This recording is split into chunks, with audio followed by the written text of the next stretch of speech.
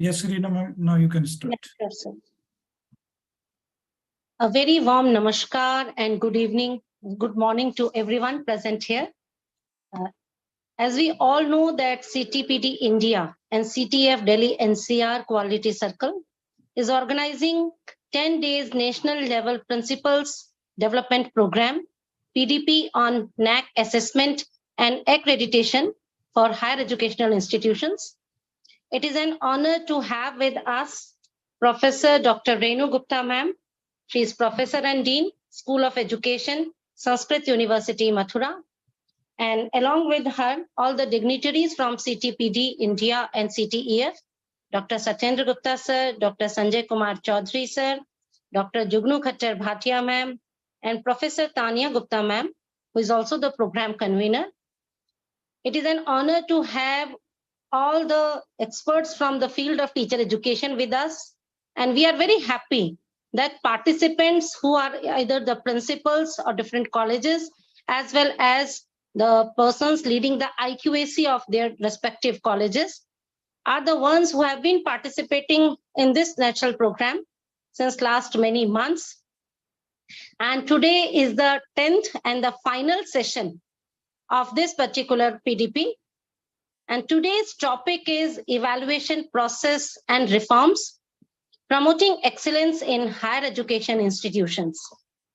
हम सभी जानते हैं कि मीनिंगफुल लर्निंग के लिए इवैल्यूएशन प्रोसेस जो है वो लर्निंग आउटकम और इंस्टीट्यूशनल गोल्स से डायरेक्टली रिलेटेड होना चाहिए, और जो असेसमेंट प्रोसेस है वो भी लर्निंग आउटकम्स को इस तरह से टेस्ट करे कि न केवल जो ज्ञान प्राप्त किया है बल्कि उसके साथ the attitudes which have been developed by the learners, the skills mastered by them during their academic program, all should be assessed and evaluated.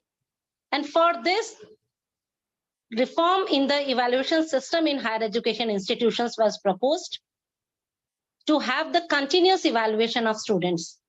So it is an honor to have with us the dignitaries today. And now I request Professor Tania Gupta ma'am, the convener of this program, to introduce our key resource person, Professor Renu Gupta ma'am. Thank you, Dr. Reena ji. Good morning, everyone, to the final session, the 10th session of the year-long FDP that has been going on in context of NAC. And through the previous 9 sessions, we have had deliberations on all the 7 NAC criterias.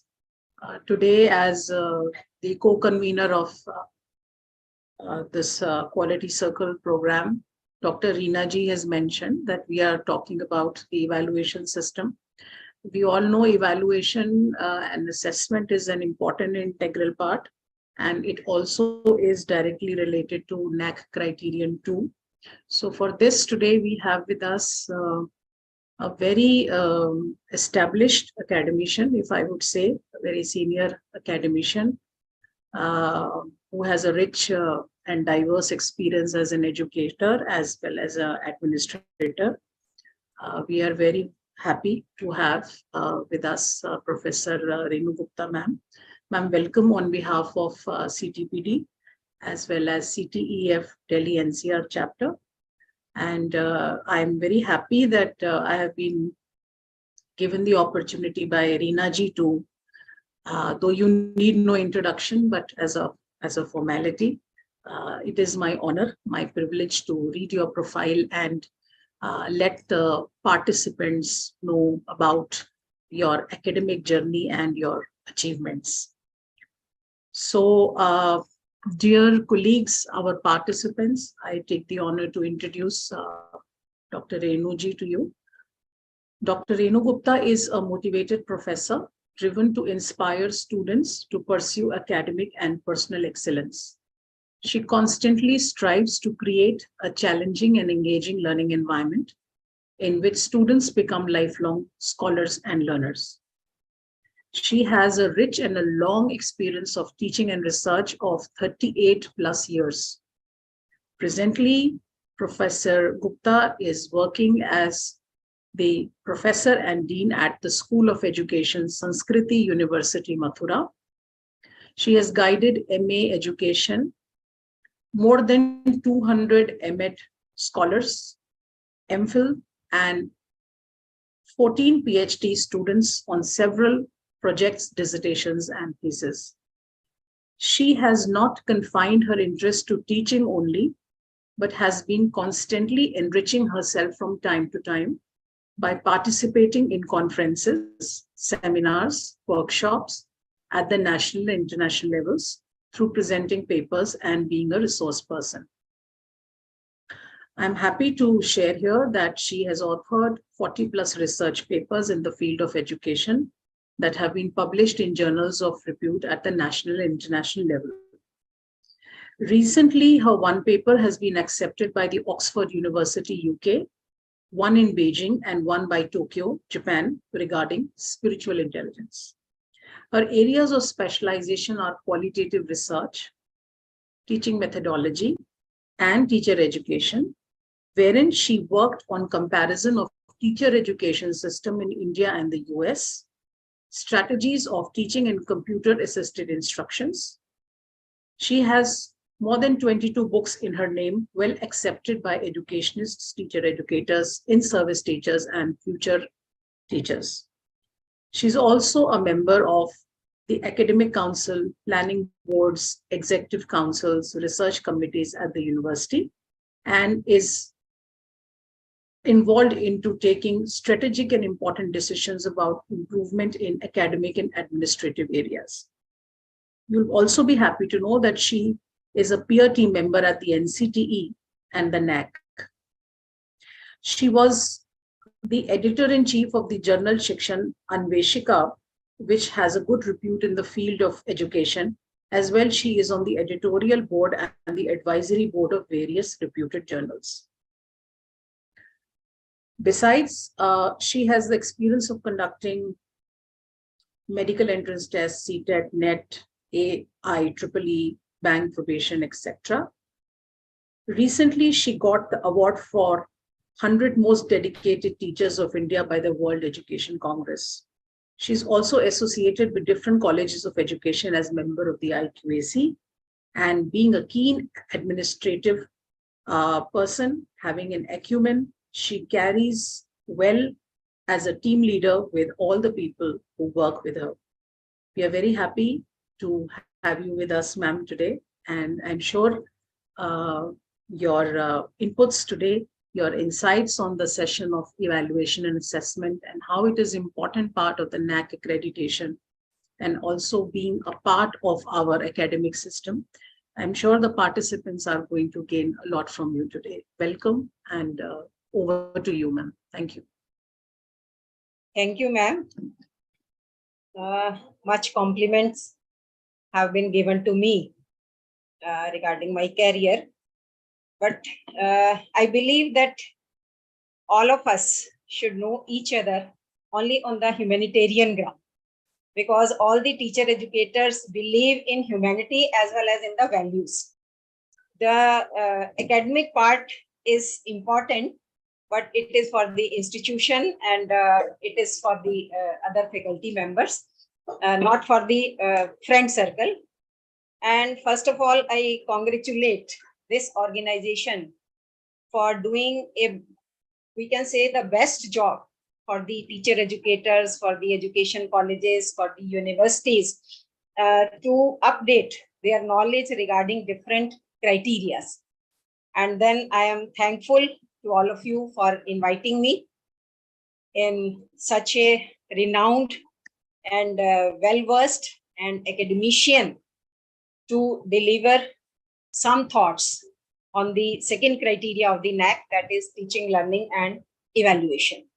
That is very important, and I will lay stress on the differentiation in this criteria in colleges, in the universities, as well as in the teacher education, because all of us deals with the teacher education. So there is different criteria for the university, for the UG colleges, PG colleges, and the teacher education, specifically teacher education colleges. So I will discuss in between all these aspects. And I think that all of you will bear with me whatever I will speak on. And if anybody have any doubt or they want any interaction, they can interrupt in between also. Because I believe in interaction, not in lecturing. Because nowadays NAC is also believe in that we should not do lecture. We should do the interaction so that all the participants should have the better understanding about different criteria. So now can I share my screen? Ji, ma'am. Ma'am, we'll request if the session can be bilingual also, because that is generally the demand of the participants.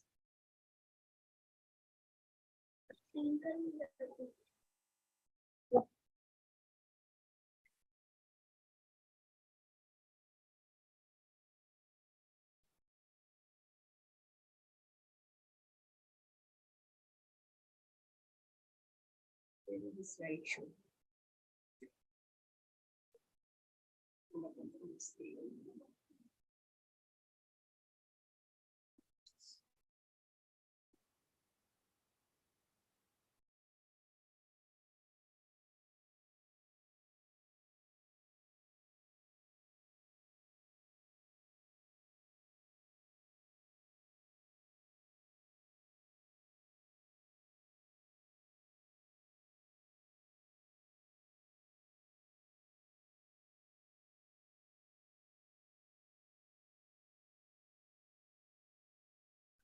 एक minute stop share करो.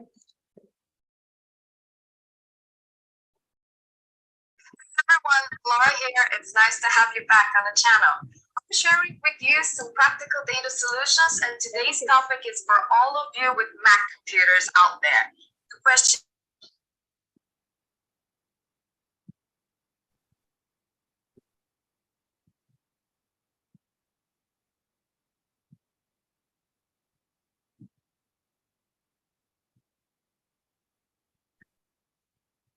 Ma'am, any difficulty? You need some help?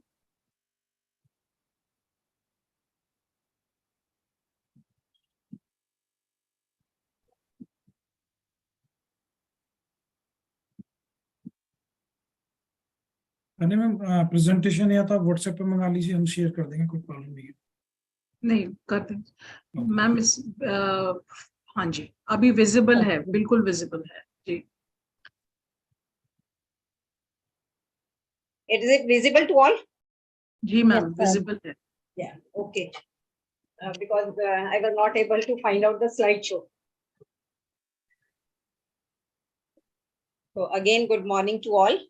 So today the topic is evaluation process and reforms, promoting excellence in higher education institutions. As all of us know that NAC is related with the improvement of the quality in every type of institution. In spite of that, till now, many institutions are there which are not going for the NAC. But if we want the quality improvement in the education sector, this is only the organization which will help us in improving the quality. So first of all, I will tell you about the qualitative and quantitative matrix. I think all of us know about the matrix. That matrix is related with the different criteria on the basis of which every criteria have different matrices, quantitative as well as the qualitative. And all of us know that the quantitative matrices are based on some formula, and these are evaluated on the by the third agency of the NAC. We can say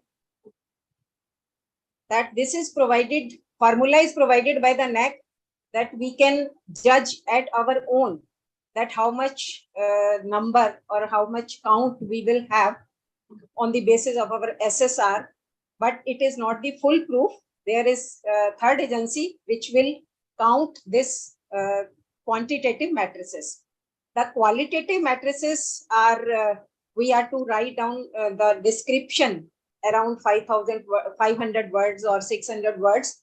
On the basis of that, peer team visits us and they evaluate us what we have written in our SSR regarding this qualitative aspect. So for the UG colleges and PG colleges, this quantitative aspects for the 7 criterias are there. That for the quantitative aspect, we have 34 matrices. For the qualitative aspect, we have 22 matrices. So on the total, we have 56 count. On the basis of that, all these 7 criterias are to be evaluated by the NAC agency. The criteria 2, that is teaching, learning, and evaluation. It contains mainly 6 aspects. That is to serve students of different backgrounds. Because nowadays we see that in our colleges, in our universities, we are to give entry to the students that is related to the SC, ST, tribal areas, women candidates, or we can say EWS category. So the students from different categories are entering in the universities and the colleges, because our constitution also believes in that we are to promote such type of students for the education sector. Then our teaching learning process should be the effective one. As I was telling that our pedagogy should be interactive, not based on the lecturing system. And nowadays, ICT resources are at the highest level, as in the policy of 1986, National Policy of Education. Rajiv Gandhi introduced the ICT resources, and now it is at the peak. Daily, we can say that something new is coming in the ICT resources, as nowadays we can deal with the artificial intelligence. Very effective resources are there in the form of chatpad, in the other form of, in which we can prepare the, we can fix our, we can say the subject matter, and the PPT will automatically come out. So it means the students and the teachers who are not well versed with the ICT, they can use that artificial intelligence for the development of their PPTs, for the development of their video lectures, for the development of the lectures in the virtual classrooms. Then our teachers, nowadays we can say there is no need of such type of teachers who don't want to do the hard work. Nowadays, hardworking teachers are required. So competency of teacher is very much required. Sometimes a few years back, I went in a conference, and one teacher asked me that, ma'am, why every university wants that we should do the research, we should write the research papers. Everyone should not, not have the capability to write the research paper. So it should not be compulsory for every teacher. Then I reply, ma'am, we are the teachers, and it is our responsibility to do new things day by day, to search new things day by day. So that is why the research is required. If we will not find the new things, how our education system will grow? So every teacher, educator, every teacher from the university, from the colleges believe in doing the research. Only then their competency will be developed. Then evaluation of faculty and students. This is the weightage according to the NAC for the second criteria. So there are mainly 7 aspects for the UG and PG colleges.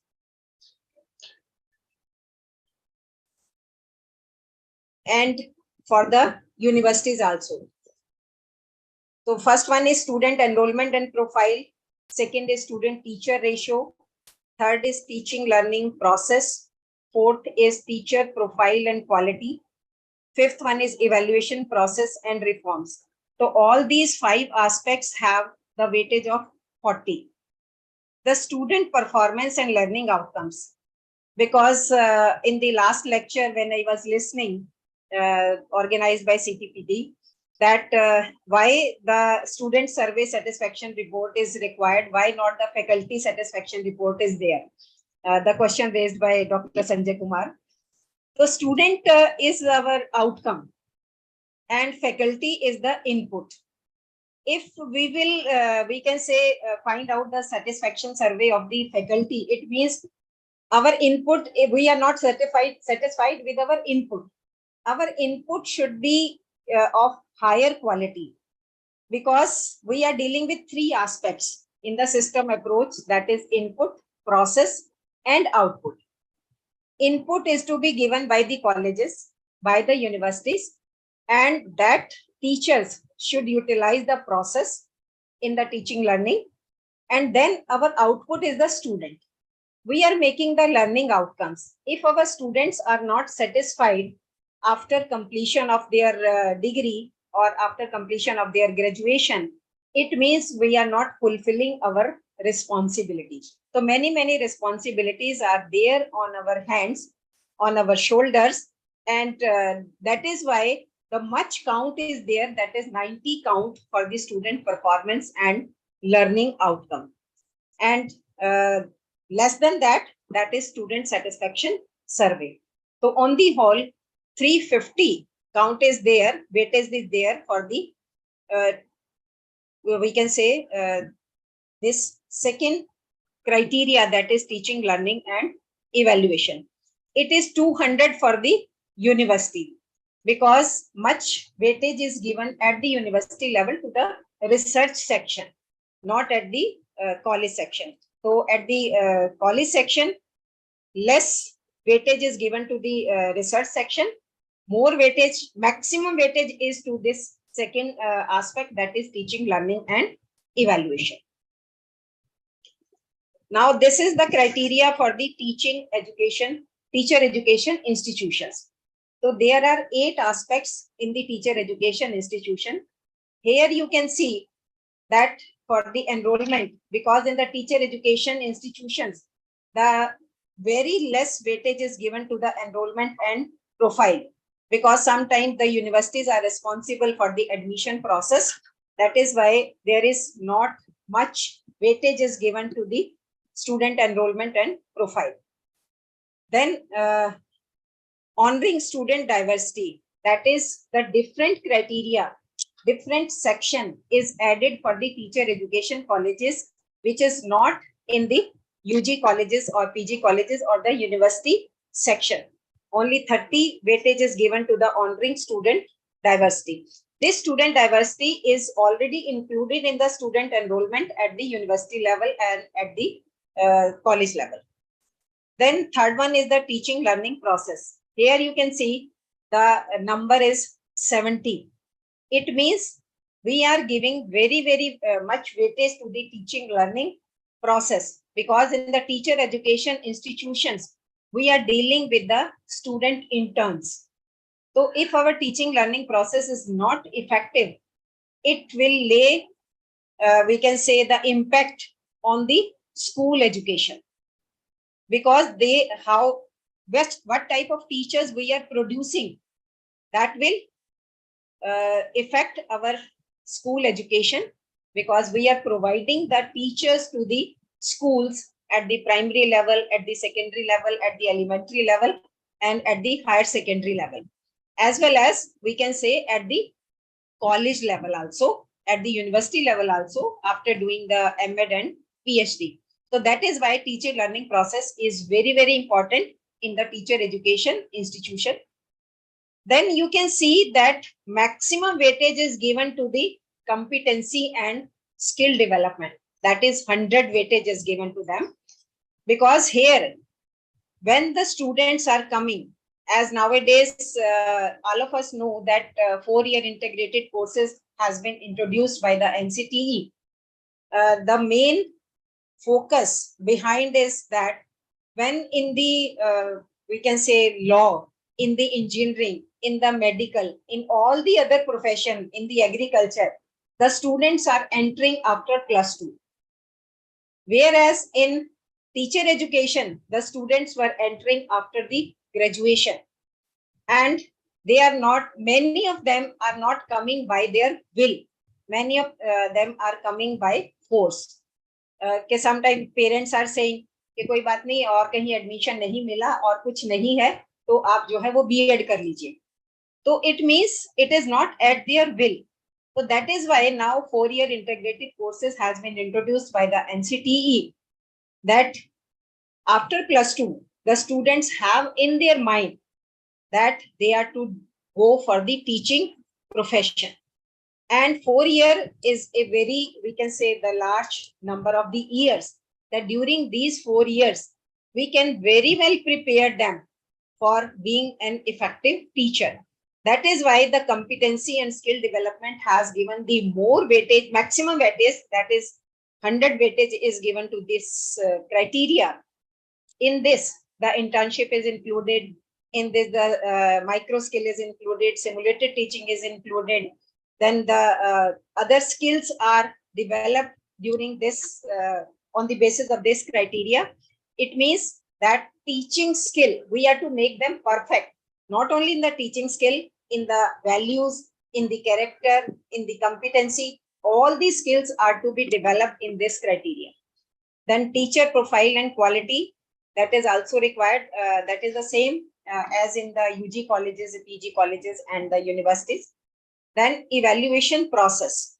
Evaluation process, sometimes we say that till now, many results are not there. It means our evaluation process should be the perfect one. So 25 weightage is given to this. Then student performance and learning outcome. Again, we can say the based on the output of the student, that is 40. And here again the 50 weightage is given to the student satisfaction survey. The total is 360 and the matrices are 41. There the matrices were how many? At the college level, the matrices are only 11, 4 plus 7. And here for the teacher education colleges, the matrices are 41. There are many matrices which are related to the qualitative, as I was telling that 4 are related with the qualitative, that is 2.3.1, 2.51.1, 2.6.1, 2.6.2. Only 4 matrices are there related with the qualitative aspect, and 7 matrices are there related with the quantitative aspect. So it shows that only 11 matrices are there. Whereas in the teacher education colleges, the matrices are 41. You can very well understand that how much weightage is given to the teacher education colleges for this aspect, that is teaching, learning, and evaluation. Now we come to the different aspects. The first aspect is 2.1.1, that is student enrollment and profile. In this, at the college level, at the university level, student enrollment is at their own. But in the teacher education colleges and in the colleges which are affiliated to the university, the student enrollment depends upon the university, that what type of students are coming through the university. And we can say that in the teacher education colleges, we have to see that what type of students are coming in our institution, and there is the weightage, that is benchmark. According to it, we can calculate that how much score we will have in this criteria. So if we want to get the score of 4, then enrollment percent should be greater than 80%. If it is less than that, accordingly, we can calculate that how much score we will have. So enrollment here, we mean that how much students are coming, how much students are applying to our institution, and how much students are getting admission to our institution. If the 80% students are enrolled, the percentage of the student, then we will get the score of 4. Otherwise, we will get the score less than the 4. So we can calculate this score weightage, but it is only the example. It is not the foolproof criteria that is that will be evaluated by the third agency of the NAC. They will have their own criteria on the basis of the computerized calculation. But this is the description given by the NAC, that on this basis you can calculate that how much score you will have on this aspect, that is the enrollment aspect. Then percentage of seats filled against seats reserved for various categories. As in the teacher education institution, we will have the different aspect, that is honoring the student diversity. But here in the college aspect, in the college, in the universities, we will have the another aspect in the 2.1, that is student enrollment. And this criteria relates with the enrollment of SC category, ST category, tribal areas, EWS, then we can say women candidates, all, and these seats are reserved in the government institution as the criteria laid down by the government. We are to enroll the students accordingly. But in the private institution, this enrollment can be followed, because if they are enrolling the students at their own, so they should keep in mind the NAC criteria. If this percentage will be greater than 80%, only then we will have the score of 4. So if we want to get the score of 4, this reservation system should be followed. If we will have less than that, it means the score should be the less one. So it depends upon that how much seats we are filled. And there is criteria of 50% in the institution, that 50% seats should be filled in the reserved category. And one thing we should keep in mind, that if the student from this reservation category, on the basis of their merit, come in the general category, we will not count that student in the reserve category. So that thing we should keep in mind, that we will have the student specifically in the reserve category, that is specified by the government, that is 50%. So for SC, ST and OBC, we can say that scholarship should be given, remedial classes should be provided. For girls, 33% reservation. For persons with varying disability, this disability is given separately in the teacher education institution, but not in the universities and the general UG and PG colleges. The outstanding students in the sports also, they also come in the reserve category. So we should keep in mind that which student will come in the reserve category and which student will come in the open category. Accordingly, we have to fill the data in the NAC performa. In the teacher education, we are to, as I was telling you, that percentage of students, they have given only three criteria in SC, ST and OBC in one criteria, one aspect, and the EWS and Divyangjan in the other aspect. So they have made the two aspects differently for the teacher education institution. But for the universities and colleges, they have made only one aspect in which all the categories are included. So in the teacher education institution, we have to keep the data accordingly, that this percentage should be counted separately and this percentage should be counted separately. Now the second aspect, which is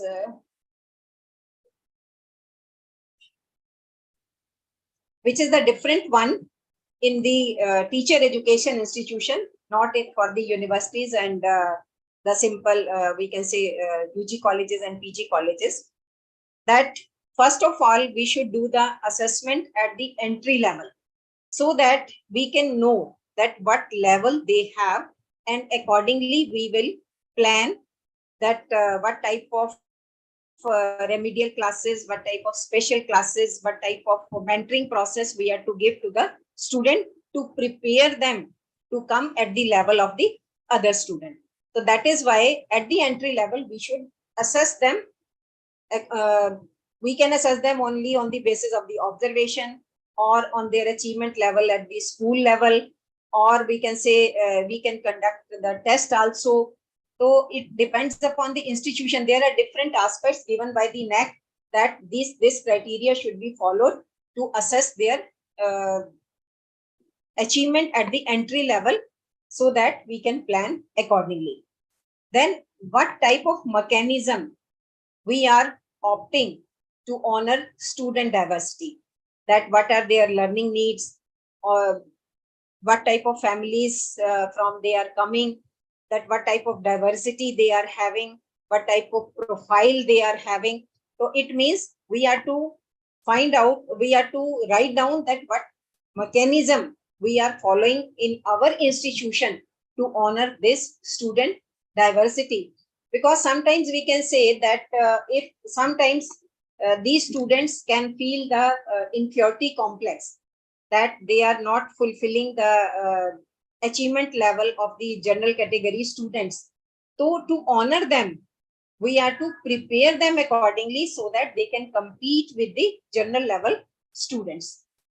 Then we can say that what are the institutional provisions for catering to the differential students' need, that what type of resources we are providing to these students, whether we are organizing special classes, whether we are conducting some remedial courses, some we can say basic courses we are giving to them, or we can say some ICT resource, specific ICT resources are to be provided these students, because we can say that some students may not be well versed with such type of resources.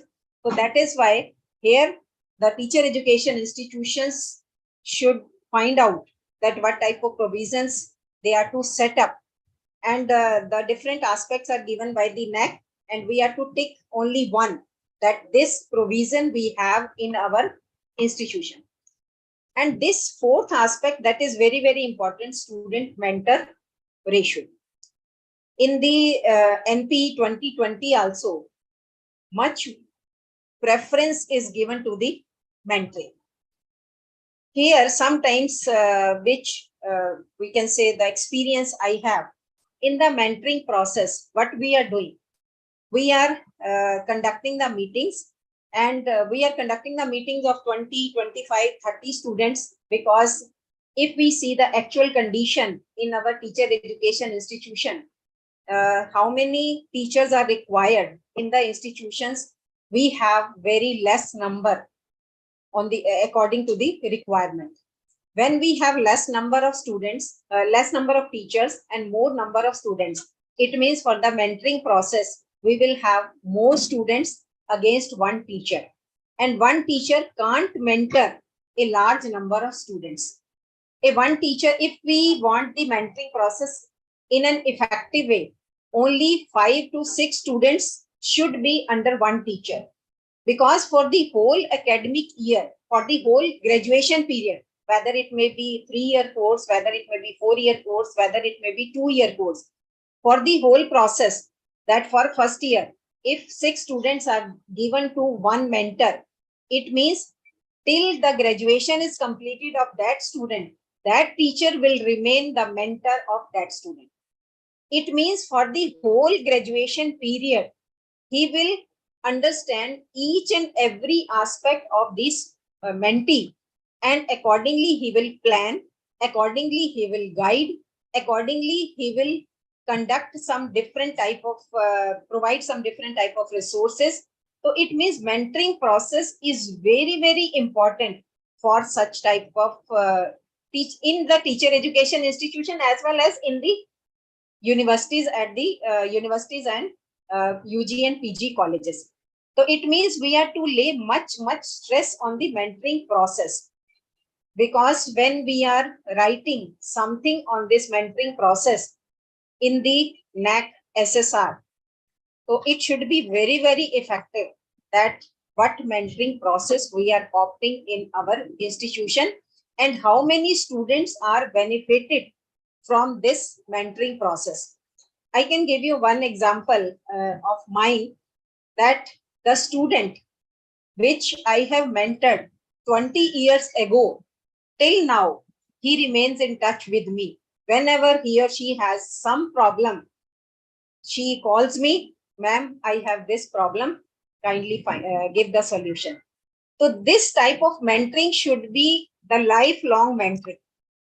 So it means if we will have a, we can say the touch feelings towards such type of students, they will remain in contact with us throughout their life, because every student needs the perfect mentoring for the growth of their life.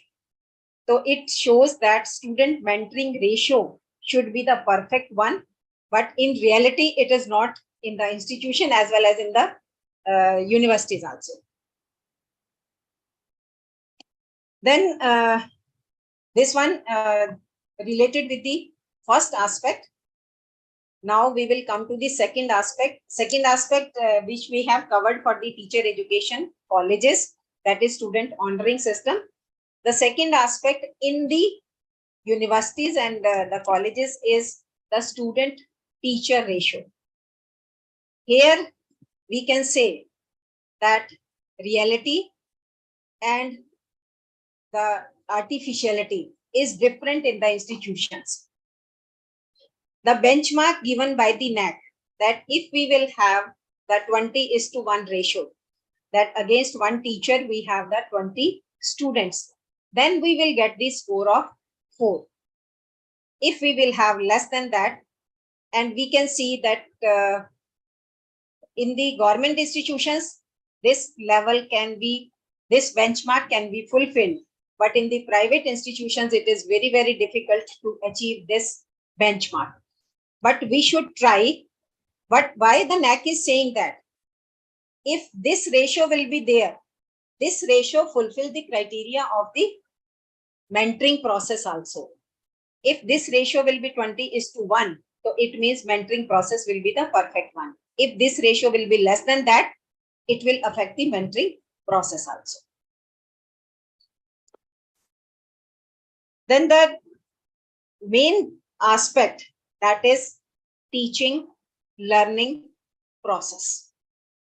Here we see that it is the most important criteria, that is the student centering methods.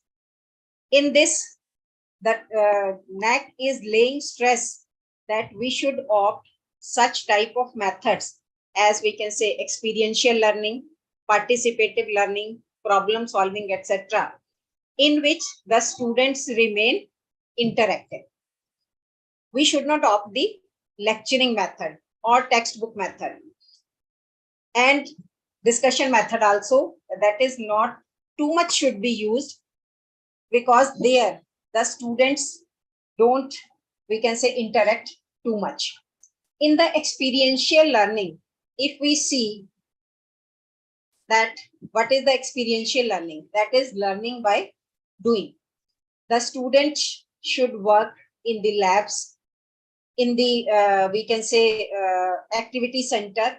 As in the teacher education institution, we can see in the ICT lab students can do the work, in the methodology lab students can work, in the art and craft room the students can work, in the music room students can work. So that is why the learning by doing should be opted, because nowadays the students are more conscious more than us. If we lecture them, जैसे अगर मैं पहले जमाने की बात कहूं कि जैसे हम कहते थे ना कि अगर टीचर ने कह दिया कि BUT बूट होता है, और अगर घर में पेरेंट्स ने जाके कहा कि BUT बूट नहीं, BUT बट होता है, तो वो कहेंगे कि नहीं, आवर टीचर इज राइट, कि BUT बूट ही होगा, बट नहीं होगा. But nowadays the scenario has been change. अब वो कहते हैं कि हमारे पास टीचर ही एक रिसोर्स नहीं है, there are many other resources. We have the Google, we have the internet, we have the computer, we have the peer discussion also, we have the mentoring process also, we have the interaction with the parents also, we have the interaction with the society members also, and we have the different digital resources, we have the mobile learning. So from these resources they can have the knowledge about that, and the teacher should remain updated accordingly. If the teacher will not remain updated, it means they can't interact with the student in an effective way, and students will also not respect the students. As nowadays the teacher says that students are not respecting us. For behind this, मैं ये मानती हूँ कि इसके पीछे reason जो है, जो रिस्पॉन्सिबिलिटी है, वो टीचर्स खुद हैं. कि if the teachers don't have the updated knowledge, the students will not respect them. So a teacher should remain updated. Teachers should have the current knowledge. Teachers should have the experiential learning also.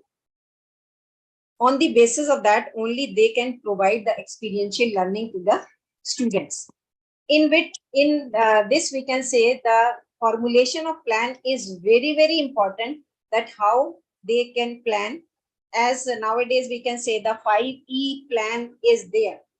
Earlier we were opting the Morrison system of lesson planning, but now it is outdated.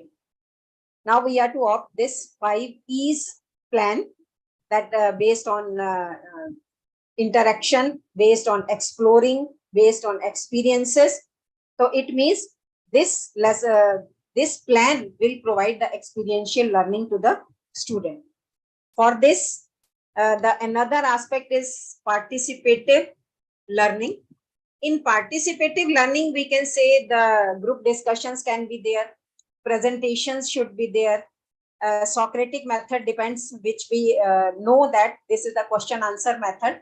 So Socratic method should be opted. Case study method, in which the students will do the case study at their own, then they will prepare the report. It means it will include the experiential learning also, and it will include the participative learning also. Then small scale research. At the graduation level, students are not doing the fundamental research, or we can say the empirical research. They can do the action research. So it means small scale research will develop the research abilities among the student. So it means in the research sector also, they will have the participation and they will get the experiential knowledge. Survey method, that small survey should be conducted by the students, and some project should be given to the student. Only then the participative learning method should be fulfilled. So this NAC require that we should opt these methods for providing the participative learning to the students. Then we can say that problem-based learning. In problem-based learning, in the case study, and sometimes we say that what type of problem should be given to the students.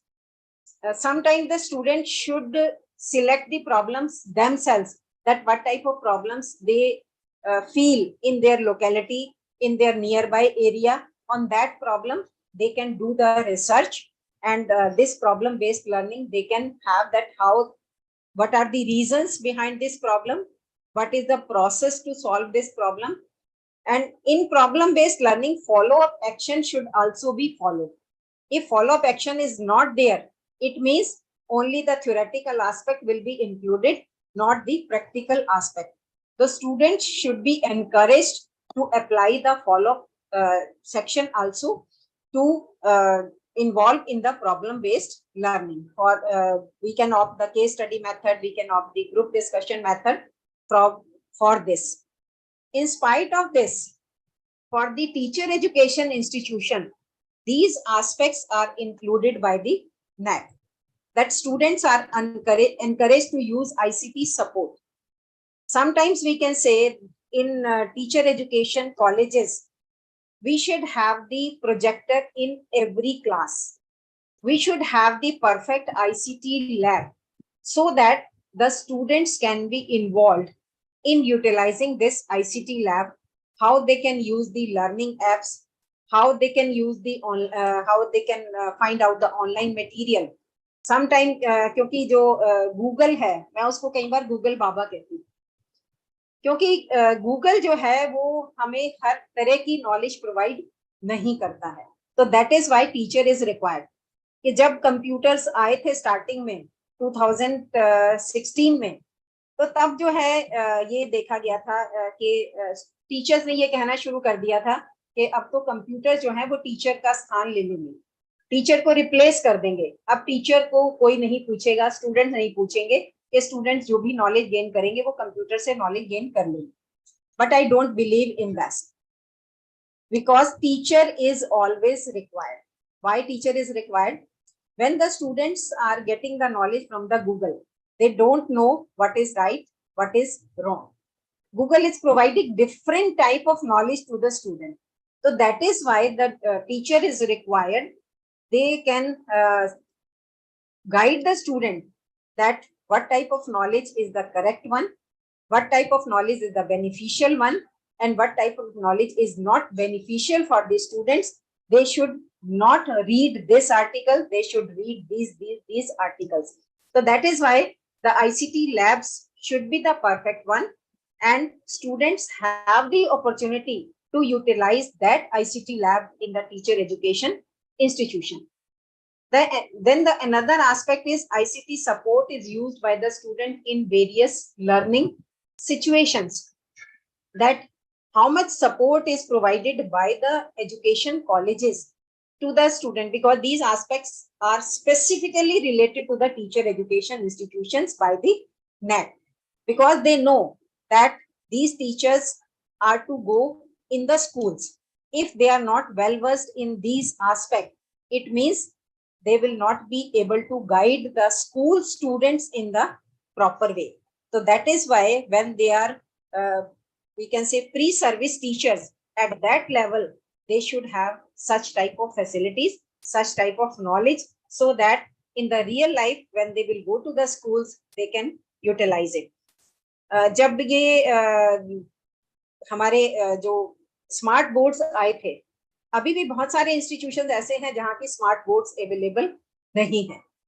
तो जब students CBSE schools में जाते हैं, public schools में जाते हैं, in the public schools all the schools have the smart boards. तो जब स्मार्ट बोर्ड्स वहां होते हैं तो स्टूडेंट्स को ये नॉलेज ही नहीं होती how to utilize these smart boards. तो जब उन्हें ये नॉलेज नहीं होगी तो वहां जाके कितनी हैरासमेंट होगी कि उन्हें स्टूडेंट से पूछना पड़ेगा how to utilize these smart boards. तो जब हम ये प्रैक्टिस उन्हें प्री सर्विस एजुकेशन में देंगे तो उन्हें इस तरह की हैरासमेंट का सामना नहीं करना पड़ सकता. तो इसलिए ये जो आईसीटी सपोर्ट सिस्टम है, इसके लिए मैं ये कहती हूँ कि टीचर एजुकेशन इंस्टीट्यूशंस में इस तरह की फैसिलिटीज देना वो बहुत जरूरी है, और इस तरह की उन्हें एजुकेशन देना, इस तरह की ट्रेनिंग देना वो बहुत जरूरी है. वरना हम जो इफेक्टिव टीचर्स की रिक्वायरमेंट हम चाहते हैं कि स्कूल, क्योंकि स्कूल लेवल की जो इफेक्टिवनेस है, स्कूल एजुकेशन की जो इफेक्टिवनेस है वो किस पे डिपेंड करती है? वो स्कूल टीचर्स पे डिपेंड करती है. और स्कूल टीचर्स कौन प्रोड्यूस करता है? स्कूल टीचर्स प्रोड्यूस करता है टीचर एजुकेशन इंस्टीट्यूशन.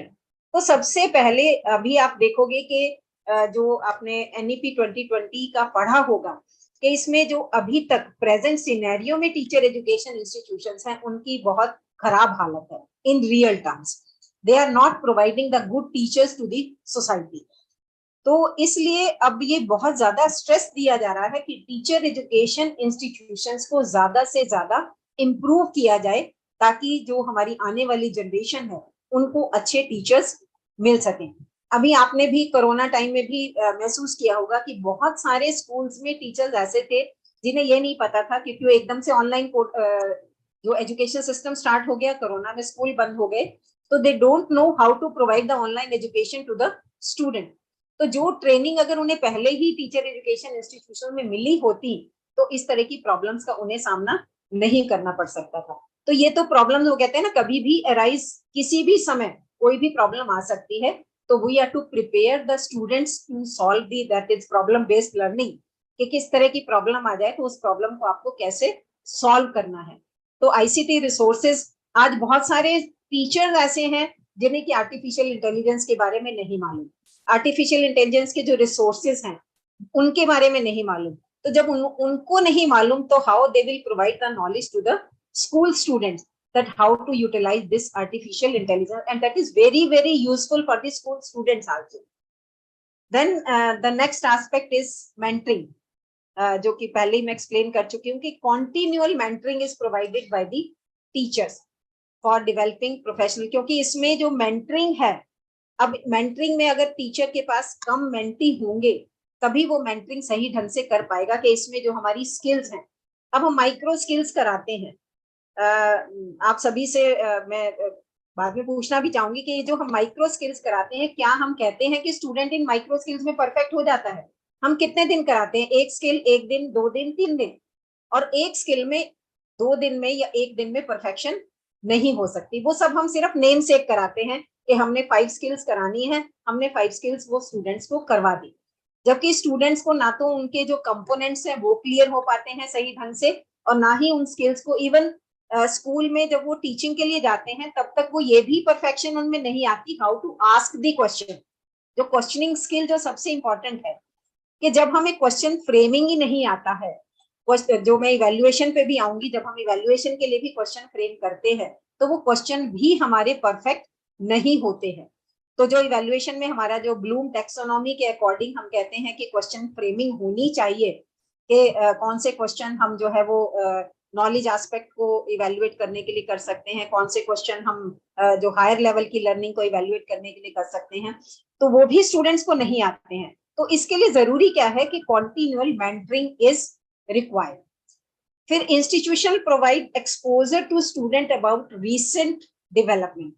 जो मैंने अभी कहा था कि अभी भी बहुत सारे स्टूडेंट्स हैं, मैं अपने स्टूडेंट्स को हमेशा डेली पूछती हूँ कि आज कितने स्टूडेंट जो है वो न्यूज पढ़ के आए, क्योंकि आज हम कहते हैं कि आईसीटी रिसोर्सेज हम यूज करते हैं, वो कहते हैं जी हम मोबाइल पे पढ़ लेते हैं। मोबाइल पे जब हम न्यूज पढ़ते हैं तो उतनी डिटेल में हम नहीं पढ़ पाते हैं। अगर हम न्यूज़पेपर पढ़ने की हैबिट उनमें डालते हैं तो बच्चों की एक तो वोकेबलरी इंक्रीज होती है, उनमें रीडिंग हैबिट्स डेवलप होती हैं, और वो न्यूज के बारे में डिटेल उन्हें पता चलती है। मोबाइल पे बहुत शॉर्ट फॉर्म में उन्हें न्यूज के बारे में पता चलता है, लेकिन बहुत कम स्टूडेंट्स हैं आजकल। हर कोई मोबाइल पे ही वो कहते हैं ना चिपके रहना चाहता है, और मोबाइल पे जब वो चिपकते हैं तो उन्हें मोबाइल पे हमें ये नहीं मालूम कि वो किस समय क्या देख रहे हैं। मोबाइल पे हर समय हम कहते हैं कि वो एजुकेशन सिस्टम को फॉलो कर रहे हैं या कुछ ना कुछ एजुकेशन ले रहे हैं, दैट इज नॉट पॉसिबल। तो such type of exposure should be given to the students, and that exposure can be given only by the teacher educators. कि मैं ये कहती हूँ कि जैसे ही टीचर जो है वो डेली क्लास में जाता है तो सबसे पहले तो उसे ये डिस्कस करना चाहिए कि आज एजुकेशन सिस्टम से रिलेटेड क्या कुछ नया, क्या कुछ नई न्यूज आई है, क्या कुछ नई डेवलपमेंट आई है, क्या कुछ नई इनोवेशन आई है, जो कि स्टूडेंट्स को, जब हम स्टूडेंट से क्लास में बताएंगे तो जिन स्टूडेंट ने नहीं भी पढ़ा है या जिन स्टूडेंट ने मोबाइल पे नहीं भी देखा है तो उन्हें भी नॉलेज होगी कि ये रिसेंट डेवलपमेंट हमारे उस जो एजुकेशन सिस्टम में है वो क्या हो रही है। अभी जैसे मैं यूजीसी की बात करूं, यूजीसी ने अभी 15 दिन पहले ही आप लोगों को भी मालूम होगा कि इंडियन नॉलेज सिस्टम इंट्रोड्यूस किया है, और वो नेक ने भी अपने क्राइटेरिया में इंडियन नॉलेज सिस्टम को इंट्रोड्यूस किया है कि हमने अपने सिलेबस में वो इंडियन नॉलेज सिस्टम ऐड किया है या नहीं किया है। तो बहुत सारे उसने कोर्सेज जो हैं वो ग्रेजुएशन लेवल के, पीजी लेवल के, बहुत सारे कोर्सेज जो बेसिक कोर्सेज भी दिए हैं, एडवांस कोर्सेज भी दिए हैं। तो और उसमें उन्होंने कहा है कि ये जो आने वाला सेशन है 23-24, in this session we are to include some topics regarding the Indian knowledge system, कि हम इंडिया के सिटीजन्स हैं और इंडिया में इतनी सारी डेवलपमेंट्स हैं कि हमें, हमारे स्टूडेंट्स को यही नहीं पता कि इंडिया ग्रेट क्यों है, इंडिया की क्या कंट्रीब्यूशन है। तो वो इंडियन नॉलेज सिस्टम जो है उसके कुछ टॉपिक्स हमें अपने सिलेबस में इंक्लूड करने होंगे, और या सिलेबस में अगर हम इंक्लूड नहीं करते हैं तो हमें सेपरेट लेवल पे 1 क्रेडिट का या 2 क्रेडिट का कोर्स हमें ऐड करना होगा, ताकि हम ये रिसेंट डेवलपमेंट जो यूजीसी की आ रही है हम उस रिसेंट डेवलपमेंट के बारे में उन्हें बता सकें। तो इसका मतलब क्या है कि ये कौन करेगा? This will be done by the teacher educators. Then the teaching learning process nurtures. अब ये जो एस्पेक्ट्स हैं, creativity, innovativeness, interactiveness, thinking skills, empathy, life skills, अब ये जो है ये बहुत जरूरी है। अब कई बार हम देखते हैं कि स्टूडेंट जब अपनी लेसन प्लानिंग की फाइल बनाता है, बहुत सारे स्टूडेंट हैं जो उसको बहुत अच्छे ढंग से क्रिएटिव वे में प्रिपेयर करके आते हैं, और बहुत सारे स्टूडेंट्स ऐसे हैं जो कि सिंपल बस उन्होंने लेसन प्लान लिख दी कि अपनी जो उनकी 20, 25, 30 लेसन प्लान्स का जो क्राइटेरिया था वो क्राइटेरिया फुलफिल कर दिया, तो इसका मतलब हम क्रिएटिविटी उसमें नहीं डेवलप कर पाए। तो यहाँ पर भी मेंटरिंग सिस्टम की जरूरत होती है कि how to develop the creativity among the students. Innovation जो है, मैं इसको जो 5 E से रिलेट करना चाहूंगी, जो मैं कुछ कहती हूँ कि ये 5 E जो है ये स्टूडेंट्स में हमें डेवलप करनी चाहिए।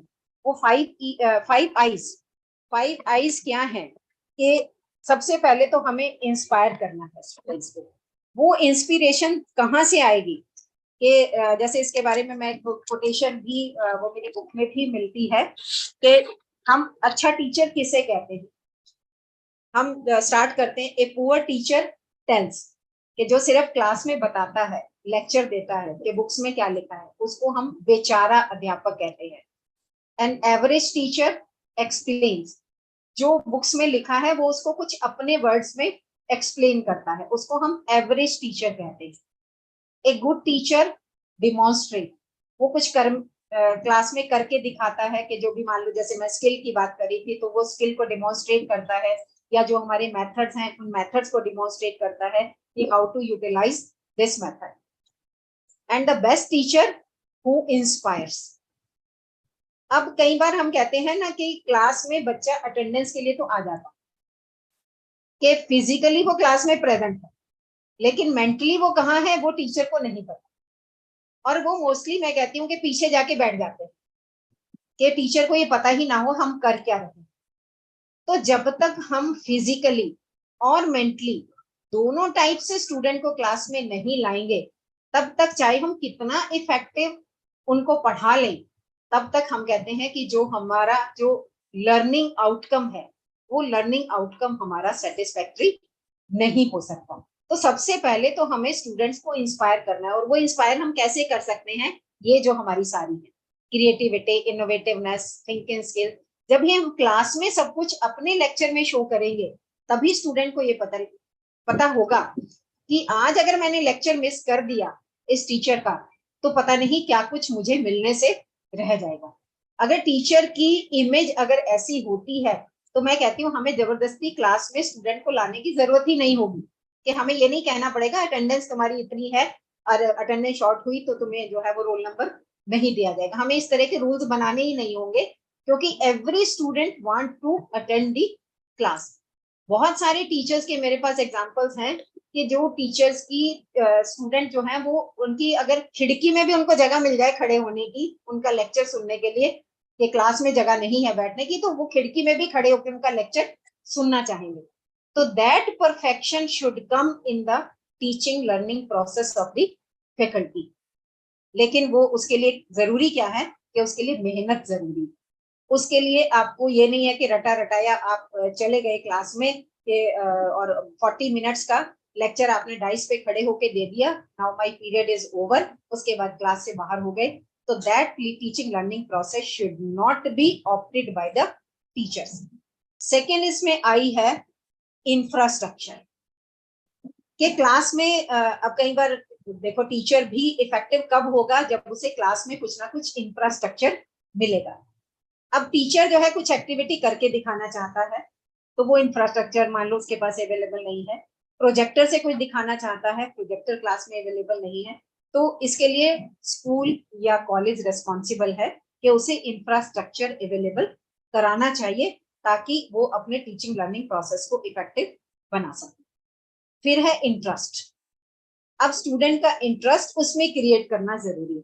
अब स्टूडेंट का इंटरेस्ट अगर नहीं है, तो क्लास में आप देखोगे कि 10 मिनट के बाद, 15 मिनट के बाद स्टूडेंट जो है वो फॉर्निंग करना शुरू कर देते हैं।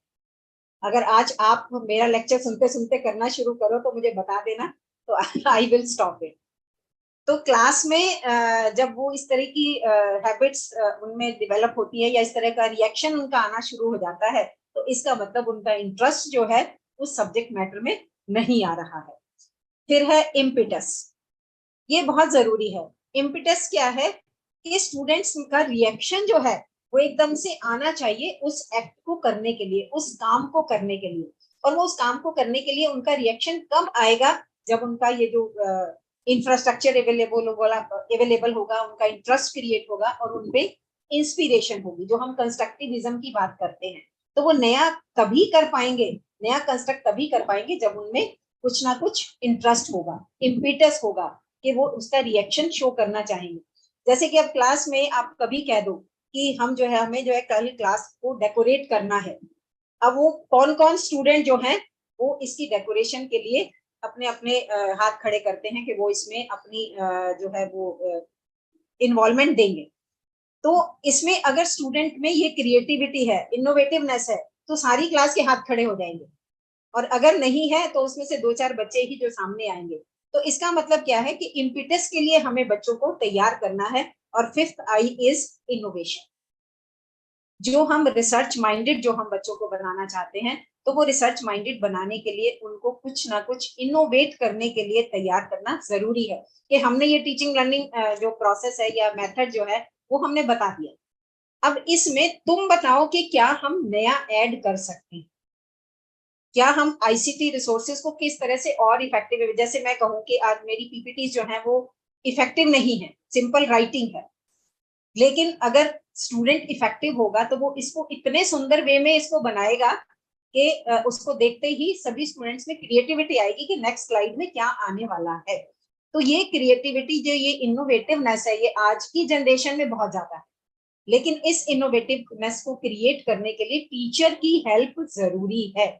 टीचर अगर इनोवेटिव है, टीचर कुछ नया से नया बताना चाहता है, टीचर कुछ नए से नया करना चाहता है, तो वो इनोवेटिवनेस जो है वो बच्चे में भी आ जाएगी। क्योंकि कई बार मैं मानती हूँ कि बच्चों की राइटिंग गंदी होती है। अब उनकी राइटिंग, अगर टीचर की राइटिंग बहुत अच्छी है तो उसका ऑटोमेटिकली इफेक्ट जो है वो स्टूडेंट पे पड़ता है कि क्योंकि कुछ स्टूडेंट जो हैं कुछ टीचर्स को अपना आइडल मान लेते हैं, और उनमें जो हैबिट्स होती है उन्हीं उसी तरह की हैबिट्स वो अपने आप में डेवलप करना चाहते हैं। तो इसलिए जब हम क्योंकि जब कई बार स्टूडेंट की प्रोनाउंसिएशन गलत होती है तो मैं कभी स्टूडेंट का कसूर नहीं मानती। वो कसूर किसका होता है? The fault of the teacher. कि टीचर ने अगर उसकी प्रोनाउंसिएशन को इम्प्रूव करने के लिए शुरू से एफर्ट्स किए होते तो उसकी प्रोनाउंसिएशन कॉलेज लेवल तक आते आते गलत नहीं होती। तो यहाँ जरूरत क्या है कि इसके लिए हमारा जो टीचिंग लर्निंग प्रोसेस है वो इन सबसे फुलफिल्ड होना चाहिए। इसीलिए ये सारे एस्पेक्ट जो हैं ये नैक ने यूजी कॉलेजेस के लिए इंक्लूड नहीं किए हैं, यूनिवर्सिटीज के लिए इंक्लूड नहीं किए हैं, ये इंक्लूड किए हैं स्पेसिफिकली उन्होंने टीचर एजुकेशन इंस्टीट्यूशंस के लिए, क्योंकि ये वहाँ रिक्वायर्ड है। अगर हमारे टीचर्स में ये सब चीजें आएंगी तो जो हमारी जनरेशन स्कूल लेवल पे आ रही है तो उस जनरेशन को हम कभी डेवलप कर पाएंगे। अब ये आईसीटी के लिए यूज हम क्या क्या कर सकते हैं, जैसे ये आजकल सभी यूनिवर्सिटीज में शुरू हो रहा है और मैं कहती हूँ कॉलेजेस में भी शुरू होना चाहिए लर्निंग मैनेजमेंट सिस्टम। क्योंकि लर्निंग मैनेजमेंट सिस्टम पे हम बहुत सारी चीजें कर सकते हैं। लर्निंग मैनेजमेंट सिस्टम पे आप अपने वीडियोस अपलोड कर सकते हो, आप अपनी पीपीटीज अपलोड कर सकते हो, स्टडी मटेरियल अपलोड कर सकते हो, स्टूडेंट की असाइनमेंट जो है वो इसी पे मंगवा सकते हो। जैसे हम असाइनमेंट की मैं बात करूं, आज हमने डेट दी कि आपको जो है वो 30th तक असाइनमेंट सबमिट करनी। स्टूडेंट को पता है कि अगर मैं सेकंड को भी करूंगा तो भी मेरी ले ली जाएगी, अगर मैं 5th को भी करूंगा तो भी मेरी ले ली जाएगी। लेकिन एलएमएस पे क्या होता है कि हमने एक डेट फिक्स करके उस पर डाल दी कि you can submit till 30th के बाद वो असाइनमेंट लेगा ही नहीं, ब्लॉक हो जाएगा। तो यहाँ स्टूडेंट को पता है कि 30th के बाद मेरी असाइनमेंट अपलोड नहीं होगी। तो इसलिए इस तरह की एक्टिविटीज जब हम यूज करते हैं तो टीचर में जो स्टूडेंट में जो पंक्चुअलिटी आनी चाहिए, जो डिसिप्लिन आना चाहिए, वो हम तभी डेवलप कर सकते हैं।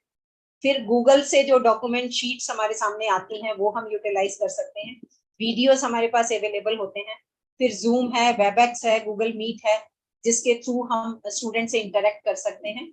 और ये कुछ जो मैं आर्टिफिशियल इंटेलिजेंस की बात कर रही थी, ये कुछ टूल्स हैं जो सबसे पहले तो टीचर को इनके लिए वेल वर्स्ड होना है, उसके बाद वो स्टूडेंट्स को बता सकता है कि किस तरह से इनको यूटिलाइज करते हैं। जैसे चैट जीपीटी है, टोम है, टीडी वाओ है, GPT 0 है। तो ये सब आर्टिफिशियल इंटेलिजेंस आने वाले समय में कहते हैं कि artificial intelligence will empower the teacher. तो ये बहुत जरूरी है इसके बारे में नॉलेज लेना। देन एनपीटीएल है, क्योंकि एनपीटीएल और ये जो अभी इसके बाद में बताऊंगी कि जो इसने भी इंक्लूड किया है, नैक ने भी, कि बहुत सारे हमारे पास जो कोर्सेज, जो हम ऑनलाइन कोर्सेज जो चल रहे हैं, उसमें स्टूडेंट्स को मैक्सिमम से मैक्सिमम इन्वॉल्व करवाएं, ताकि जो रिलेटेड एडिशनल कोर्सेज जो हैं वो स्टूडेंट एडिशनल नॉलेज इनसे ले सके। OER, open educational resources. Then lab practicals हैं, देन फील्ड विजिट्स हैं, hands on experience through internship, जो इंटर्नशिप स्कूल में जाते हैं। अब स्कूल में इंटर्नशिप के ड्यूरेशन में भी हम क्या करते हैं कि स्टूडेंट्स को सिर्फ टीचिंग ही नहीं करनी होती, टीचिंग के साथ साथ बहुत सारे एक्सपीरियंसेस उन्हें लेने होते हैं। They are to organize the assembly also. They are to organize the co-curricular activities also. They are to prepare the attendance register also. They are to evaluate the timetable process also of the school. They are to evaluate the library also. They are to evaluate the labs also. तो ये hands on experiences जब उन्हें मिलते हैं, तो इसका मतलब ये क्या है, उनकी experiential learning। तो ये learning internship, अब जैसे कि मैं बात करूं, क्योंकि ये वैसे प्लेटफॉर्म जो है वो ऑनलाइन प्लेटफॉर्म है, करनी नहीं चाहिए, पर मेरे से रुका भी नहीं जा रहा, कि आज हम जो एजुकेशन कॉलेजेस की बात करें जहाँ पे नॉन अटेंडिंग सिस्टम चल रहा है, तो ये जो हैंड्स ऑन एक्सपीरियंस है अगर हम स्टूडेंट्स को प्रोवाइड नहीं करते हैं, तो वो किस तरह की एक्सपीरियंशियल लर्निंग लेके निकलेंगे, और वो किस तरह के फिर टीचर्स बनेंगे, और आगे जो हम चाहते हैं कि बेस्ट टीचर्स हम कम्युनिटी को दें, वो हम टीचर्स नहीं दे पाएंगे। So it is our responsibility to ask the student to attend the colleges so that these type of experiences can be given to those students. That student seminar should be conducted so that sometime the student should have the experience to come on the dais and to speak in front of the audience. तो उससे क्या होता है, hesitation जो, क्योंकि एक teacher में hesitation कभी नहीं होनी चाहिए, तो एक जो हेजिटेशन है वो उनकी खुलती है। ऑडियंस से क्वेश्चन आंसर सिस्टम जब चलता है तो उसमें उन्हें एक्सपोजर मिलता है, तो सेमिनार्स ऑर्गेनाइज करने चाहिए। और ये जो मैं LMS की बात कर रही थी, उस पे हमें अपलोड टीचिंग प्लान्स करनी चाहिए, study material, classroom teaching notes हैं, तो वो अगर हम अपलोड करेंगे तो कभी कभी क्या होता है कि स्टूडेंट की क्लास मिस हो जाती है, तो स्टूडेंट की क्लास मिस होने पे वो स्टडी मटेरियल उसको मिल सके, ताकि टाइम टू टाइम वो उसको रीड आउट कर सके। लेकिन हम ये कहें कि इससे कई बार क्वेश्चन रेज हो सकता है कि स्टूडेंट में फिर बैड हैबिट डेवलप होगी, तो मुझे स्टडी मटेरियल तो मिल ही जाएगा, मैं क्यों क्लास अटेंड करूं। तो हमें कंप्लीट स्टडी मटेरियल उन्हें नहीं देना चाहिए, क्योंकि ये स्टडी मटेरियल भी हम ये कहें कि पूरे का पूरा जो है वो बुक उन्हें दे दें, तो ऐसा नहीं होना चाहिए। This study material should be in the, we can say, concise form, so that they need the explanation from the teacher. So that is why they should understand the importance of the teacher. Then recording of the online classes. So sometimes these recordings may be displayed in front of the student.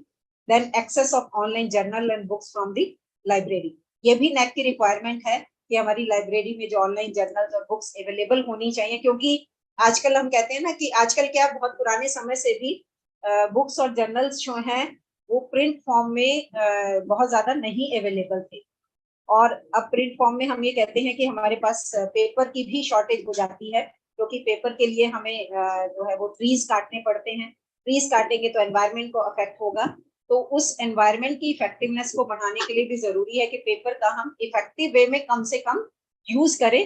तो इसीलिए ये जो online journal system, online books availability होती है, अब books कई बार market में available नहीं होती हैं, बुक शॉप पे अवेलेबल नहीं होती हैं, तो इसके लिए स्टूडेंट को इधर उधर ना भागना पड़े, तो ऑनलाइन अगर अवेलेबल हो जाती हैं तो वो उसको यूटिलाइज कर सकता है। तो ये सब कुछ लाइब्रेरी में अवेलेबल होना चाहिए।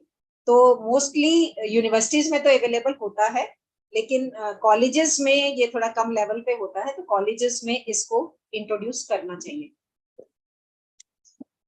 Now, the most important aspect of teacher education institution, that is competency and skill development. Ma'am, to what time I am to speak? Ma'am, maybe another 1 hour? 10-15 minutes, maybe. Then question answers also, ma'am, because some of them would like to interact questions. Yes. Okay, fine. I will go 15-20 minutes will be fine, ma'am. Yeah. Thank you. For competency and skill development, that is during the internship also and during the class system also, that the institution should provide the opportunities for developing competency in different functional areas. और उसके लिए जो activities हैं वो उसे plan करनी चाहिए, जैसे मैंने अभी बताया था कि आईसीटी लैब में प्लान करें, फील्ड में प्लान करें, ड्यूरिंग द इंटर्नशिप प्लान करें, ताकि जो उसमें स्किल्स हैं, कॉम्पिटेंसी है, वो डेवलप हो सके। फिर प्रैक्टिस टीचिंग में जो प्री प्रैक्टिस टीचिंग है, जो हम माइक्रो स्किल्स करते हैं, सिमुलेटेड टीचिंग करते हैं, फिर ड्यूरिंग द इंटर्नशिप है, फिर आफ्टर द इंटर्नशिप है। तो ये तीनों एस्पेक्ट को हमें ध्यान में रखना चाहिए और इसमें फिर किस तरह की स्किल्स कॉम्पिटेंसी रिक्वायर्ड हैं वो बहुत जरूरी है। फिर कम्युनिकेशन जो है, क्योंकि जो हम कहते हैं टीचिंग जो है that is directly related with the communication. अगर कम्युनिकेशन एबिलिटी बच्चे की डेवलप नहीं है तो हम कहते हैं कि वो एक अच्छा टीचर नहीं बन सकता। तो हमें डिफरेंट एक्टिविटीज ऐसी प्लान करनी चाहिए जहाँ की बच्चे को ज्यादा से ज्यादा कम्युनिकेट करना पड़े, जिससे कि उसकी प्रोनाउंसिएशन भी इम्प्रूव हो, वोकैबुलरी भी इम्प्रूव हो और उसमें कॉन्फिडेंस भी आए। तो कम्युनिकेशन के लिए जैसे आज हम कहते हैं कि इंग्लिश कम्युनिकेशन इम्प्रूव करने के लिए फंक्शनल इंग्लिश का सब्जेक्ट जो है वो स्टार्ट किया जा सकता है, इंग्लिश कम्युनिकेशन का सब्जेक्ट स्टार्ट किया जा सकता है, सॉफ्ट स्किल्स का सब्जेक्ट स्टार्ट किया जा सकता है, जिससे कि कम्युनिकेशन उनमें डेवलप हो। फिर स्टूडेंट्स को ये भी पता होना चाहिए कि स्टूडेंट्स की असेसमेंट के लिए, क्योंकि हमें वो भी उन्हें प्रिपेयर करना है कि कौन कौन से ऐसे टूल्स हैं जो कि हम स्टूडेंट की असेसमेंट के लिए यूटिलाइज कर सकते हैं। वो टूल्स हम ऑफलाइन भी ऑफलाइन तो हम यूटिलाइज करें जो कि टीचर बनाता है, लेकिन ऑनलाइन भी बहुत सारे टूल्स अवेलेबल हैं। जैसे हम क्विज के थ्रू जो है वो उनकी असेसमेंट कर सकते हैं, हम कोई टेस्ट के थ्रू उनकी असेसमेंट कर सकते हैं। तो वो सारी टूल्स की नॉलेज जो है वो हमें स्टूडेंट्स को देनी है कि किस किस तरह से असेसमेंट कर सकते हैं, और ना ही सिर्फ असेसमेंट ही करनी है, फिर वो जो स्कोर अवेल करते हैं उन स्कोर्स को इंटरप्रेट कैसे करना है। क्योंकि यहाँ हमारा काम जो है वो असेसमेंट फॉर लर्निंग है, असेसमेंट ऑफ लर्निंग नहीं है। हमें स्टूडेंट्स की लर्निंग को इम्प्रूव करने के लिए उनके रिस्पॉन्सेज को इंटरप्रेट करना है, उनको गाइडेंस देनी है कि how you can improve yourself. Then adequate skills in the effective use of ICT. Then competency to organize, जो मैंने अभी बात भी की थी कि इंटर्नशिप के ड्यूरेशन में उन्हें कल्चरल एक्टिविटीज ऑर्गेनाइज करनी है, स्पोर्ट्स एक्टिविटीज ऑर्गेनाइज करनी है, कम्युनिटी में जाके कम्युनिटी रिलेटेड एक्टिविटीज के लिए भी हमें उन्हें तैयार करना है, क्योंकि कम्युनिटी रिलेटेड एस्पेक्ट जो है वो भी इम्पोर्टेंट पार्ट है टीचर एजुकेशन इंस्टीट्यूशन में, और जो NAC ने भी इम्पोर्टेंट माना है। जैसे अभी NAC यूनिवर्सिटीज के लिए कहती है कि आप 5 गांव जो है वो ऑप्ट करिए, तो वो 5 गांव किस लिए ऑप्ट करिए, that is related to the community, कि हम उन गांवों में जाके जो डेवलपमेंट हम कर सकते हैं एजुकेशन रिलेटेड वो हम उन गांवों में जाके डेवलप करें। और अब आप देखोगे कि बहुत सारे गांव जो है नजदीक के जो गांव हैं वो अब यूनिवर्सिटीज में आने लगे हैं कि आप हमें भी ऑप्ट कर लीजिए। तो इसका मतलब क्या है कि वो इम्प्रूवमेंट उन्हें दिखाई दे रही है कि जो ऑप्ट किए गए हैं गांव उनमें कहीं ना कहीं इम्प्रूवमेंट हो रही है, तो वो इम्प्रूवमेंट हमारे गांव में क्यों ना हो। फिर वैरायटी ऑफ असाइनमेंट दी जानी चाहिए, उसमें क्लास में असेसमेंट की जानी चाहिए। तो these are the activities, these are to be opted specifically by the teacher education institution. Then effective monitoring mechanism, then comprehensive appraisal of the interns, जो मैंने कहा कि after the internship जो उनकी परफॉर्मेंस को हमें देखना है, उसके लिए हमें डिफरेंट क्राइटेरिया बनाने चाहिए कि हम सिर्फ ये कहें कि उसे पढ़ाना आ गया that is sufficient, we should not assess only that point. तो हमें 10-15 points बनाने चाहिए कि इन points पे we are to evaluate this candidate, and accordingly the student should know that my evaluation should be based on these points. Accordingly they will prepare themselves. तो comprehensive appraisal होनी चाहिए interns की. Now the teacher profile, अब ये full time teachers हैं against the sanction post. अब sanction post जो है वो तो बहुत होती है, आज तो सैंक्शन पोस्ट के अगेंस्ट जो फुल टाइम टीचर्स है वो क्राइटेरिया यूनिवर्सिटीज में भी फुलफिल नहीं हो रहा है, इवन गवर्नमेंट कॉलेजेस में भी फुलफिल नहीं हो रहा है, because they are asking again and again to the government to give the appointments. तो that is why they are to keep the teachers on the contract basis. और contract basis पे हम कहते हैं कि वो टीचर्स रखते हैं। अच्छा, यहाँ आप लोगों को खैर ये भी पता होगा कि यहाँ पे जो फुल टाइम टीचर्स की एक्सप्लेनेशन नैक देती है वो ये कहती है जिनको हम टीम, क्योंकि कई बार इंस्टीट्यूशंस क्या करती है कि जब हमारे टीचिंग डेज हैं वो 4 महीने का है, 5 महीने का है, on that duration they appoint the teachers and after that they say that there is no need. तो जब हम उनको 4 महीने 5 महीने के बाद उनको मना कर देते हैं तो उनको हम नैक में शो नहीं कर सकते। यहाँ पे वो कहता है कि जो टीचर 90% टीचिंग डेज जो हैं अगर उस तक वो यूनिवर्सिटी में या कॉलेज में रहता है तभी उसको फुल टाइम में काउंट किया जाएगा, वरना उसको काउंट नहीं किया जाएगा। तो यहाँ पे भी परसेंटेज अगर हमारी 75% है तभी हम कहते हैं कि ये ग्रेड स्कोर हम 4 तक ले सकते हैं, वरना तो ग्रेड स्कोर पे हम नीचे चले जाएंगे। तो इसलिए हर कॉलेज जो है या हर कॉलेज हर यूनिवर्सिटी ये इवेल्युएट कर सकती है कि मुझे कितने स्कोर क्वांटिटेटिव एस्पेक्ट में मिल सकते हैं। Then percentage of full time teachers with NET SLET PhD, और अभी आपने देखा होगा कि रिसेंट जो चेंज यूजीसी ने दिया है कि पहले तो उन्होंने कहा था ना कि PhD that is compulsory for the teachers, लेकिन अभी उन्होंने क्योंकि पीएचडी इतने अवेलेबल नहीं होते हैं तो जब अवेलेबल नहीं है तो नेचुरली है कि ये परसेंटेज में उनका स्कोर कम हो जाता है। तो अभी यूजीसी ने ये कहा है कि नेट इज कंपल्सरी, कि जो नेट पीएचडी नहीं भी है नेट उसने क्लियर किया हुआ है तो that teacher can get the appointment at the university level. तो इसमें भी 75% अबव जो है अगर हमारी परसेंटेज है, जो हमारे पास टीचर्स हैं वो नेट स्लैट पीएचडी या डीएससी या डीलिट हैं, तो उनको 4 का वेटेज मिल सकता है। अब ये कुछ चेंजेस जो हैं जो टीचर एजुकेशन इंस्टीट्यूशंस के लिए हैं। इसमें पहला तो वही है full time teachers against sanction post. अब इसमें वो ये कहते हैं percentage of full time teachers with PhD degree. यहाँ वो सिर्फ क्योंकि वहां पे तो वो डीएससी और डीलिट वो सब मांगते हैं, यहाँ वो पीएचडी डिग्रीज के मानते हैं कितनी percentage of full time teachers हैं जो कि पीएचडी डिग्री वाले हैं। फिर average teaching experience of full time teachers, ये वहां पे भी पॉइंट है। Then teachers put forth effort to keep themselves updated professionally, यहाँ पे भी हमें राइट अप देना पड़ता है कि टीचर्स जो है वो क्या कर रहे हैं, कितनी एफडीपीज अटेंड कर रहे हैं, कितना जो है वो उन्होंने अपनी डिग्री को एनहांस किया है, कितना वो रिसर्च कर रहे हैं। तो यहाँ पे जितना मैक्सिमम हम करेंगे उतने ही पॉइंट्स हम स्कोर इसमें कर पाएंगे। Then that is evaluation process and reform, that is qualitative aspect. अब यहाँ पे वो 2 चीजें मानते हैं, एक तो मानते हैं वो इंटरनल असेसमेंट और एक वो मानते हैं एक्सटर्नल असेसमेंट। इंटरनल असेसमेंट में वो ये कहते हैं कि क्या हमारा जो सिस्टम है वो ट्रांसपेरेंट है, और जो उसमें ग्रीवेंसेस कई बार आते हैं स्टूडेंट्स को, तो वो ग्रीवेंसेस कितने स्टूडेंट्स के आए और किस लेवल तक हमने उन ग्रीवेंसेस को रिमूव किया। तो क्या हमारे यहाँ ग्रीवेंस रिड्रेसल सेल है, और वो ग्रीवेंस रिड्रेसल सेल जो इंटरनल असेसमेंट का प्रोसेस है उसके ग्रीवेंसेस को दूर करने में कितना हेल्पफुल होता है। तो ये तो है इंटरनल असेसमेंट की। और क्या वो जो हमने एकेडमिक कैलेंडर में जो शेड्यूल रखा है कि इस डेट पे इंटरनल जो एग्जाम्स हैं वो होंगे, क्या उस सिस्टम, क्योंकि इसमें हमें एकेडमिक कैलेंडर भी अपलोड करना होता है, क्या हमारा सिस्टम जो है वो एकेडमिक कैलेंडर के अकॉर्डिंग चल रहा है या नहीं चल रहा है। क्योंकि इंटरनल एग्जाम रख दिए, एडमिशन हमारे हुए नहीं, तो हमने इंटरनल एग्जाम्स को भी पोस्टपोन कर दिया। तो यहाँ पे फिर वही होता है कि हमारी जो स्कोरिंग सिस्टम है वो थोड़ा डाउन आ जाता है, या हमें एक परफेक्ट रीजन देना होगा कि हमने इंटरनल एग्जाम्स को पोस्टपोन क्यों किया।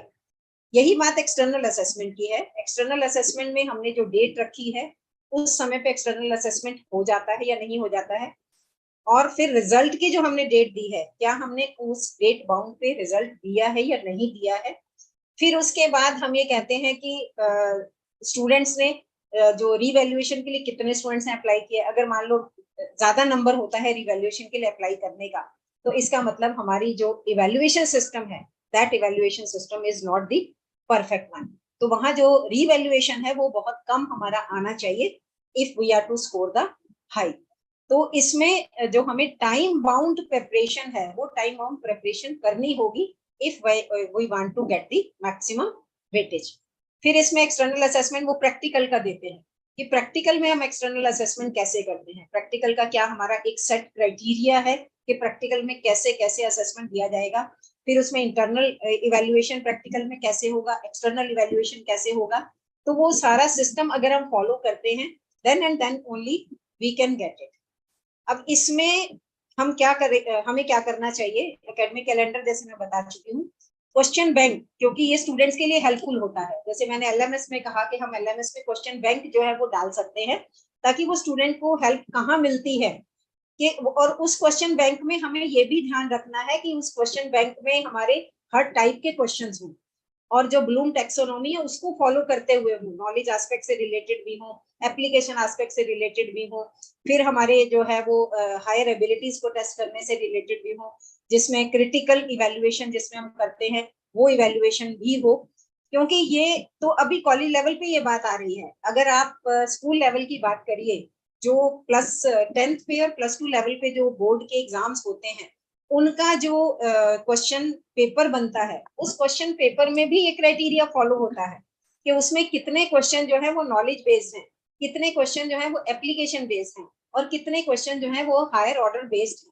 तो इससे क्या होगा कि हमें जो हमारे हम कहते हैं कि गिफ्टेड चाइल्ड हैं, वो गिफ्टेड चाइल्ड जिनका आंसर दे पाते हैं, तो इसका मतलब कि हम हायर ऑर्डर थिंकिंग स्किल्स को भी इवेल्युएट करते हैं। तो इसमें हमें जो फिर नॉर्मल बच्चा है उसको हम एप्लीकेशन लेवल तक रखते हैं। तो क्वेश्चन बैंक हमें इस फॉर्मेट का ही देना चाहिए, जो है कि स्टाइल ऑफ क्वेश्चन पेपर फिर based on POs and COs. ये आप बात रखिए कि नैक में ये जो प्रोग्राम ऑब्जेक्टिव्स और कोर्स ऑब्जेक्टिव्स हैं, कोर्स आउटकम्स हैं, ये बहुत जरूरी है कि कोर्स आउटकम्स हमने कितने फुलफिल किए हैं, क्या कोर्स आउटकम्स हम अचीव कर पाए हैं, नहीं कर पाए हैं, वो हमारे क्वेश्चन पेपर पर ही बेस्ड होता है।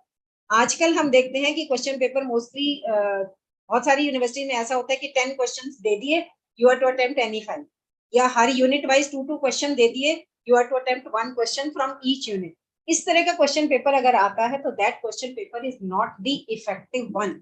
उससे हम सारे कोर्स आउटकम्स को फुलफिल नहीं कर पाते हैं। कोर्स आउटकम्स फुलफिल नहीं कर पाते हैं तो इसका मतलब जो हमारा स्टूडेंट आउटकम है, वो स्टूडेंट आउटकम हमारा सेटिस्फैक्टरी नहीं हो पाता है। फिर आंसर शीट जो है वो स्टूडेंट्स को दिखाई जाती है या नहीं दिखाई जाती। तो ये जरूरी क्यों है कि अगर हमारा इवेल्युएशन सिस्टम परफेक्ट है तो आंसर शीट हम स्टूडेंट को दिखा सकते हैं। अगर हमारा इवेल्युएशन सिस्टम परफेक्ट नहीं है तो हम स्टूडेंट को आंसर शीट नहीं दिखाएंगे, और स्टूडेंट को ये पता ही नहीं चलेगा कि मेरे जो मार्क्स हैं वो कम आए हैं तो क्यों आए हैं, मार्क्स मेरे ज्यादा आए हैं तो क्यों आए हैं। तो आंसर शीट दिखाने का प्रोविजन भी होना चाहिए। फिर रिजल्ट एनालिसिस, कि आफ्टर एवरी सेशनल जो है वो रिजल्ट एनालिसिस होना चाहिए कि मेरे कितने स्टूडेंट पास थे, कितने स्टूडेंट किस परसेंटेज में थे, फिर नेक्स्ट सेशनल में वो स्टूडेंट में इंप्रूवमेंट कितनी आई, फिर उससे नेक्स्ट में इंप्रूवमेंट कितनी आई, ताकि हम लास्ट तक आते हैं। जो मैंने कहा ना, learning for assessment for learning, तो ये क्राइटेरिया वहां फुलफिल होता है। तो इसमें बहुत सारे क्राइटेरिया जो है वो एक दूसरे के साथ लिंक्ड हैं, तो वो हमें ध्यान में रखना चाहिए। फिर इंटरनल असेसमेंट हमारी ट्रांसपेरेंट होनी चाहिए, पर्सनल गाइडेंस जो मेंटरिंग सिस्टम की मैं बात करती हूँ। फिर ग्रीवेंस रिड्रेसल सेल हमारा जो होना चाहिए, that is for the evaluation. Then 2.6.1 ये हम बात कर चुके हैं, जो प्रोग्राम ऑब्जेक्टिव्स, प्रोग्राम आउटकम्स और हमारे जो कोर्स आउटकम्स हैं, उन दोनों में कोरिलेशन होना चाहिए। तो जैसे जब मैं शारदा में थी तो हमने एक सॉफ्टवेयर भी डेवलप किया था कि जिसके बेसिस पर हम ये इवेल्युएट कर सकते थे कि ये हमारे जो कोर्स आउटकम्स और प्रोग्राम आउटकम्स में जो कनेक्शन है वो किस लेवल तक है।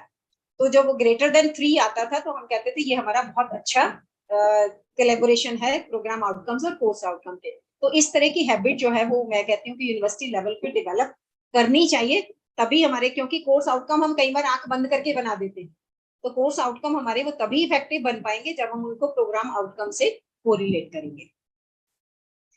Then again for teacher education institution, continuous internal evaluation, then internal evaluation transparent, redressal cell, then academic calendar, the same as for the university and the UG colleges.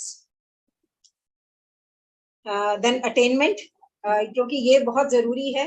अगर हम attainment नहीं कर पाते हैं कि हमने स्टूडेंट को तैयार करना है, जो हमारा प्रोग्राम आउटकम है कि to be the best teacher, अब वो अटेनमेंट अगर हम नहीं कर पाए कि डिफरेंट कोर्सेज हमने पढ़ाए, इंटर्नशिप भी कराई, प्रैक्टिकल्स भी करवाए, और उसके बाद हम उन्हें एक अच्छा टीचर नहीं बना पाए, उनमें अच्छा कैरेक्टर डेवलपमेंट नहीं कर पाए, उनमें वैल्यूज डेवलप नहीं कर पाए, उनमें लाइफ स्किल्स डेवलपमेंट नहीं कर पाए, तो वो अटेनमेंट अगर नहीं हो पाई तो इसका मतलब फिर हमारे कहीं ना कहीं कोर्सेज में डिफेक्ट है, या हमारी टीचिंग लर्निंग प्रोसेस जो है वो इफेक्टिव नहीं है, कि हम प्रोग्राम आउटकम्स को अचीव नहीं कर पाते हैं। तो ये भी पीयर टीम के द्वारा ये आपको पता ही होगा कि 70% जो है वो हमारा क्वांटिटेटिव एस्पेक्ट होता है और 30% जो है वो हमारा क्वालिटेटिव एस्पेक्ट होता है। और क्वालिटेटिव एस्पेक्ट जो है जो हम भेज देते हैं उसको इवेल्युएट करने के लिए पीयर टीम विजिट करती है। अब पीयर टीम के हाथ में 100% नहीं होता है, पीयर टीम के हाथ में सिर्फ 30% है जो क्वालिटेटिव एस्पेक्ट है, जो वो आकर देखती है कि एक्चुअल में ऐसा है या नहीं है। क्वांटिटेटिव जो है वो कंप्यूटराइज्ड वो कर देते हैं, उसमें कहीं कोई लेकुना नहीं रहता है कि जो हमने फुलफिल किया है, क्योंकि वो सभी जो उसके साथ हम लिंक्स डालते हैं वो लिंक से जस्टिफाई हो जाता है कि वो हम सही कर रहे हैं या नहीं कर रहे हैं। That is for this we have to upload the document, that is we have to upload the COs, we have to upload the POs, then what type of mechanism communication we are opting, then program code, name of the program, number of students appeared, number of students passed, then pass percentage, everything we have to upload on the site, and accordingly the NAC will evaluate us. Then the pass percentage of the student. अब यहाँ पे देखिए, अगर हमारा evaluation system perfect है और हमारी जो पास परसेंटेज है, और इसमें आपको ये भी ध्यान में रखना होगा, ये पास परसेंटेज जो बैकलॉग के स्टूडेंट्स हैं उनको इंक्लूड नहीं किया जाता है। इसमें सिर्फ जो फ्रेशर्स होते हैं जो लास्ट ईयर में अपीयर हो रहे हैं, और यहाँ पे भी सिर्फ वो लास्ट ईयर वालों को ही लिया जाता है जो आउटगोइंग स्टूडेंट्स हैं। अगर उनकी पास percentage is greater than 90%, only then we will get the score of 4, otherwise we will get the score of less than that. तो ये कब पॉसिबल होगा? जब हमारा टीचिंग लर्निंग प्रोसेस इफेक्टिव होगा, जब हमारे स्टूडेंट्स जो हैं वो अटेंडेड होंगे और हमारा इवेल्युएशन प्रोसेस इफेक्टिव होगा, क्योंकि इवेल्युएशन प्रोसेस अगर इफेक्टिव है तभी हम ये इतना गेन कर पाते हैं, वरना तो नहीं गेन कर पाते। This is for the again we can say this is out most probably the same as for the UG colleges and PG colleges. Then program learning outcomes, performance of outgoing students in internal. अच्छा, यहाँ पे एक चीज ये separate है, that is performance outgoing students in internal assessment. वहां वो नहीं मानते हैं, यूनिवर्सिटी में नहीं मानते हैं, यूजी लेवल पे नहीं मानते, जनरल कॉलेजेस जो हैं, लेकिन जो टीचर एजुकेशन कॉलेजेस हैं उनके लिए वो मांगते हैं कि उनका इंटरनल असेसमेंट क्या था आउटगोइंग स्टूडेंट्स का, क्योंकि there should be collaboration between internal assessment and external assessment. कई बार हम क्या देखते हैं, इंटरनल असेसमेंट में तो उसके 25% है, एक्सटर्नल असेसमेंट में उसके 75% आ गए। और अभी आपने देखा होगा कि जो एनसीटी का क्राइटेरिया है that is different from the other criteria. जो इंटरनल असेसमेंट है दैट इज 30% और जो एक्सटर्नल असेसमेंट है दैट इज 70%। और कहीं पे तो उन्होंने कहा है कि 20-80 होनी चाहिए, लेकिन it should be between 20 to 30। तो हम इसको 30% भी ले सकते हैं, हम इसको 20% भी ले सकते हैं, but not less than 30, not more than 30। तो it should be between 30 and 70%. And for the BLEd program, it is for the 4-year degree program, 4-year integrated program, that is BSc, BEd and BA, BEd, that is more than 30%, that we can opt 40 and 60, 40% internal assessment and 60% external assessment. So that is the criteria of the NCT, and accordingly we have to do and upload the data that is regarding the performance of the outgoing students in internal assessment. फिर performance of students on various assessment tasks reflects their initially identified learning need. जो second aspect था honoring the students of different learning needs, तो ये यहाँ पे clear होता है कि हमने जो assessment task उनके लिए time to time opt किए हैं, क्या उनसे उनकी लर्निंग नीड्स फुलफिल हुई हैं या नहीं हुई हैं, क्या हम उन्हें अच्छा टीचर बना पाए या नहीं बना पाए, क्या हम उनमें कैरेक्टर डेवलप कर पाए या नहीं कर पाए। तो ये सब चीजें भी, ये हमारा क्वालिटेटिव एस्पेक्ट है जो कि specifically that is for the teacher education institutions. That is the last, that is student satisfaction survey. That is the we all of us know that it has 21 questions. 20 objective type questions and 1 is subjective type questions. 20 are related with the teaching learning process of the teachers, skills development, all the aspects are covered. And one aspect is the last question, that is subjective, and that is related to the whole. What type of improvement, what type of suggestions you give for the improvement of a university or your college or your department. So that is related with this, and we are to upload the student data on the site. For the university, it is 500 students, and for the colleges, it is 100 students. And if it is less than 10%, the number of the students should be 10%. If it is less than 10% students are, we can say, answering, then the NAC will not evaluate this criteria. And this criteria is an important part of the grading system. So that is student satisfaction survey is most important. और इसमें student तभी reply कर पाता है जब उसे satisfaction होती है. So that is all regarding the second criteria, that is the teaching learning process and evaluation. That is the most important criteria with the respect to the teacher education institution as well as with the universities and colleges. Thank you. That is all from my side. Now the question answer session can be there. Thank you, ma'am, for such an elaborative session. Truly, your experience, your years of experience as maybe I would say initially as a teacher and then as an administrator, you're so well versed with the NAC procedure, and you have very nicely explained. In fact, the theme was assessment, but how you have related the entire process of assessment first through the teaching and pedagogy, that has been remarkable, and also relating it to curriculum, especially to the program learning outcomes and the course outcomes.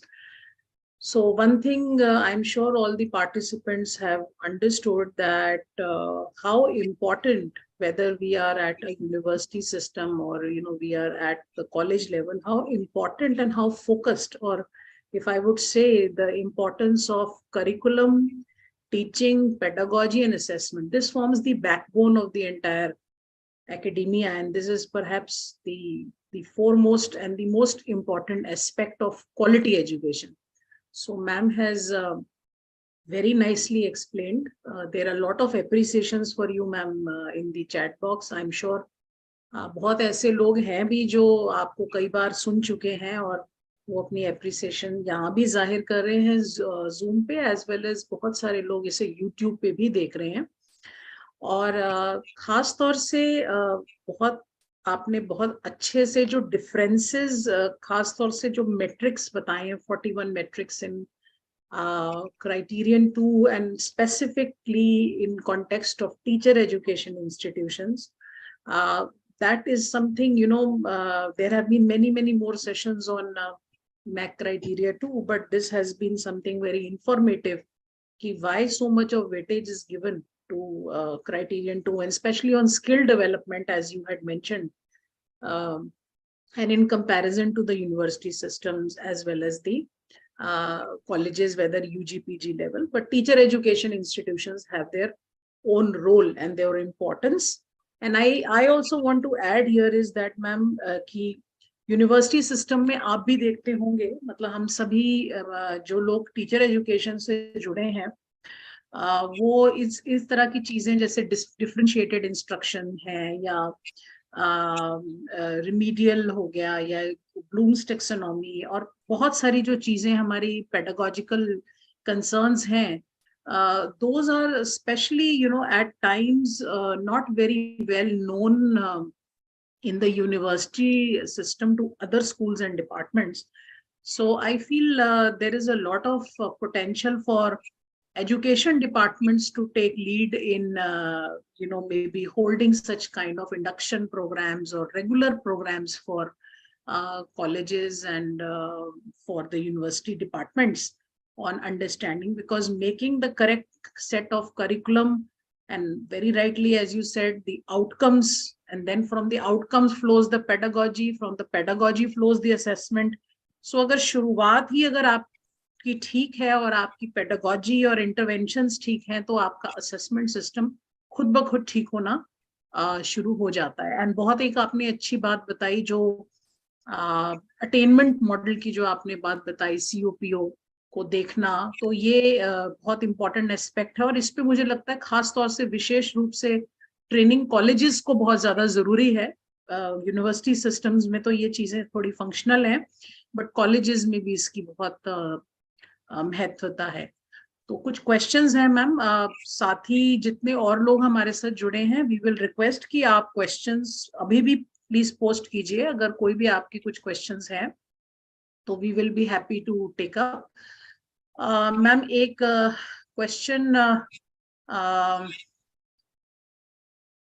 this is actually a question from Dr. Bhagat Singh. He's from Uttar Pradesh University of Medical Sciences.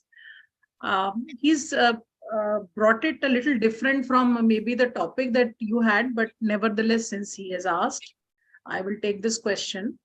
That I would like to say that in an academic institution, NAC grading is dependent on faculty. While some give good inputs, others do not. So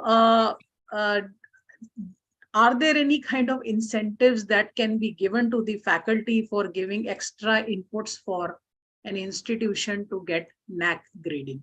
This is the question, ma'am. If you would like to say something. First of all, thanks for asking the question. It is true that the NAC grading not only depends upon the faculty, it depends upon all the aspects. That is, what type of infrastructure the university is providing, what type of, we can say, facilities the university is providing, what type of administration the university is providing. Faculty is part and parcel of that, because faculty is the input. As I have told you that faculty, if the faculty is the perfect one, only then we can say our teaching learning process will be effective, our examination system will be effective, our evaluation system will be effective. So faculty is the important part, and faculty, we can say that that is why we should appoint the effective, perfect faculty.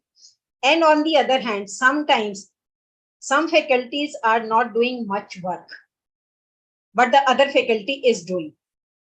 So after saying that, the faculty who is doing hard work, they say that that faculty is not doing, why I am doing. So such type of mentality should not be with us, because we are teaching fraternity, and teaching fraternity is responsible towards the students. So that is why the teacher is the important part and parcel of the NAC grading. But we can't say that it is the whole aspect. So it depends upon the quality of the teacher, that what type of quality we are having with us. And the teacher, on the one hand, we would say the teacher with PhD, teacher with DLET, teacher with DSc, that we should have. But sometimes it is my experience that teacher with DLET and the teacher simply passing the NET, they are more perfect than the teacher with the DLET. Why? Because the teacher with the DLET have the knowledge, but they don't have the teaching aptitude. So teaching aptitude is must, as NEP 2020 also says that the teaching aptitude in at the PhD level, one paper should be related with the teaching pedagogy, because the teachers from the other streams don't have the knowledge about the teaching pedagogy. So that is why the pedagogy is required. In our university, in next week, I am going to lecture all the faculty of the university regarding the teaching skills, because they don't know that what type of different pedagogies we have and what type of pedagogies we can use while interacting with the students. So that is why the teacher with the knowledge of the teaching pedagogy, with the knowledge of the teaching skills should be the perfect one, not only with the degrees. Agreed, madam. Thank you for presenting a very nice and informative lecture. But again, my question is that the satisfaction report depends on the performance of the perfect teacher. Performance of the perfect teacher. Performance of the perfect teacher is done by the university or by the college. In the universities as well as in colleges also. When we take the feedback from the outgoing students, so teacher or faculty is play a very important role other than infrastructure. Infrastructure will be the common, but in the yeah. You are saying in the NAC criteria it should be added. No. I just wanted whether this provision is there or it should be included. I mean to say, such persons should be taken into the committee of the in the government or in higher institutes, so that they can give their inputs much more. I mean to say just like that. Otherwise, the lecture was very informative because we are also having the process of NAC accreditation, and we are taking active part in this process. So okay, you are thank you very very right much. that teacher satisfaction survey should also be there. So we will communicate with NAC that this yes, point that is the thing I wanted to yeah. convey. That is the thing. Yes. So this Thank point you. should be added. Yeah. Yes. Like faculty satisfaction survey. Some points again, as you mentioned in the previous before starting the lecture, someone was asking. Again, my question is that some survey or satisfaction report should be there, and or based on that report, some person should be selected from the premier institutes or the university for upgrading the system. For upgrading the system, yes, and yes. NAC also invited some suggestions that if there is any suggestion regarding the evaluation criteria, the NAC invited the suggestions, and Yes. on the basis of that, you can see that in the 20, there was the NAC performa is different. In 23, there is some modification in the NAC performa. So NAC performa is modified accordingly on the basis of the suggestions given by the faculty members, given by the educationist. So yes, ma'am, and it vary from institute to institute, whether it is a medical institute or it is a management institute, like that. Yeah. Yes. So thank you, ma'am. Thank you very much. Okay. Thank you, Dr. Bhagat sir, for your interaction with. Welcome, ma'am. Thank you, sir. And there is one another question, ma'am. Your views are solicited. They are. It is by Naveed Pare, who puts his view, and he's asking for you to share your views as well. Artificial intelligence like ChatGPT, I believe, has the potential to replace teachers. Considering its competence, adaptability to learners' needs, and widespread accessibility, don't you think teachers, especially at higher education level, are almost unnecessary, as the students are mature enough to access the material content directly via these AI tools? ये मैंने पहले भी बताया था कि sometimes back when the computers came in the market, so teachers' impression was that, reaction was that the computers will replace the teacher. Nobody can replace the teacher. From the knowledge point of view, I can say that the students will have the knowledge from the ChatGPT, but till now there is no criteria of the plagiarism for ChatGPT. But after some time, it may come.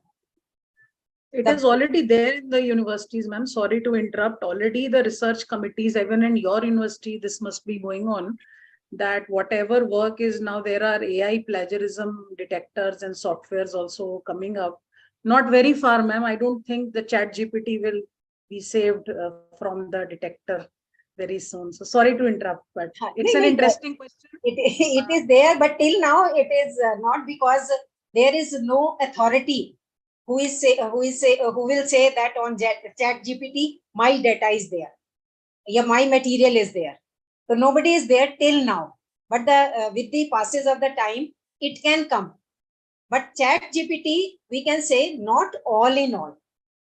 With the chat GPT, our emotions are not attached, our aptitude is not attached, our attitude is not attached, our feelings are not attached. Because when the student is coming in the first year, they need some emotional touch, they need some emotional balance. That is why when the students came to the university, sometimes they feel emotionally disturbed. So chat GPT or artificial intelligence will not help in this direction. And chat GPT is not all in all. Chat GPT for every type of knowledge will not provide, as Google is there. From the Google, the students can download any type of material, but what is right, what is wrong, they don't know. In the chat GPT, this lacuna is not there as in the Google. But chat GPT also very helpful for preparing the, we can say, for getting the material related to the subject matter, or we can say for preparing the PPTs also. Chat GPT is very, very helpful. If we upload the material, they will provide us the PPT. But self-satisfaction, that is very, very must. And the hard-working teacher will ever be required by the education system. I will ever say that responsibility of the teacher, or the importance of the, whatever may come in the digitalization, the importance of the teacher will never deteriorate. Importance of the updated teacher, not the normal teacher.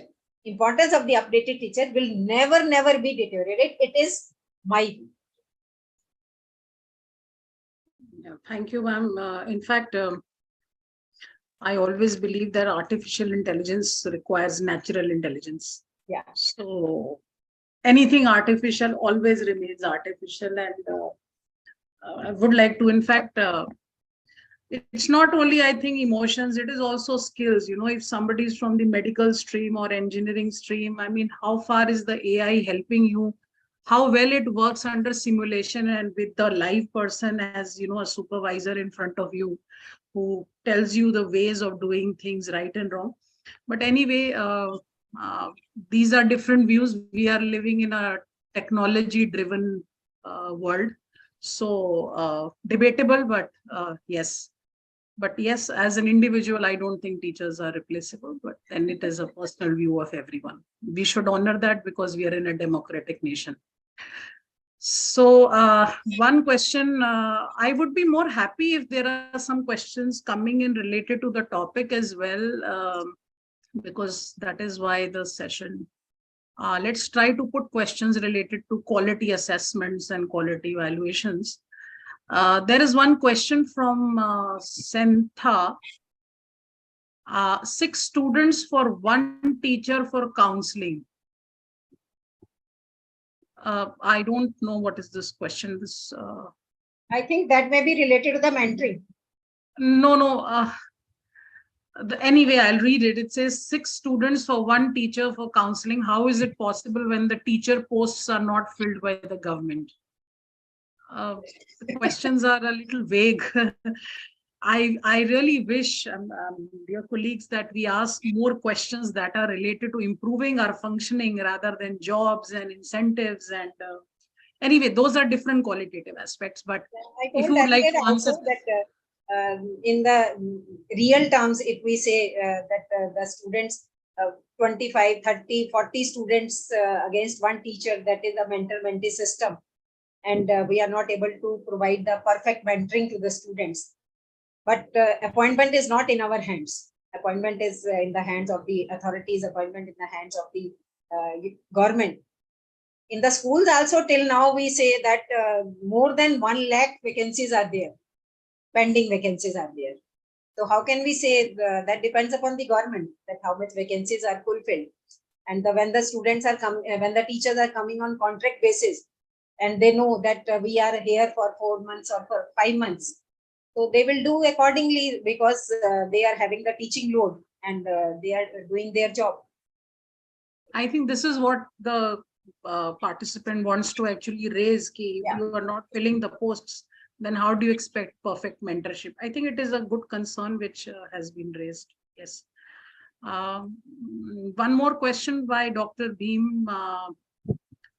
Yeah, just 1 second. By Dr. Beam Chandra Mondal. Is it necessary to sign an MOU with an internship school?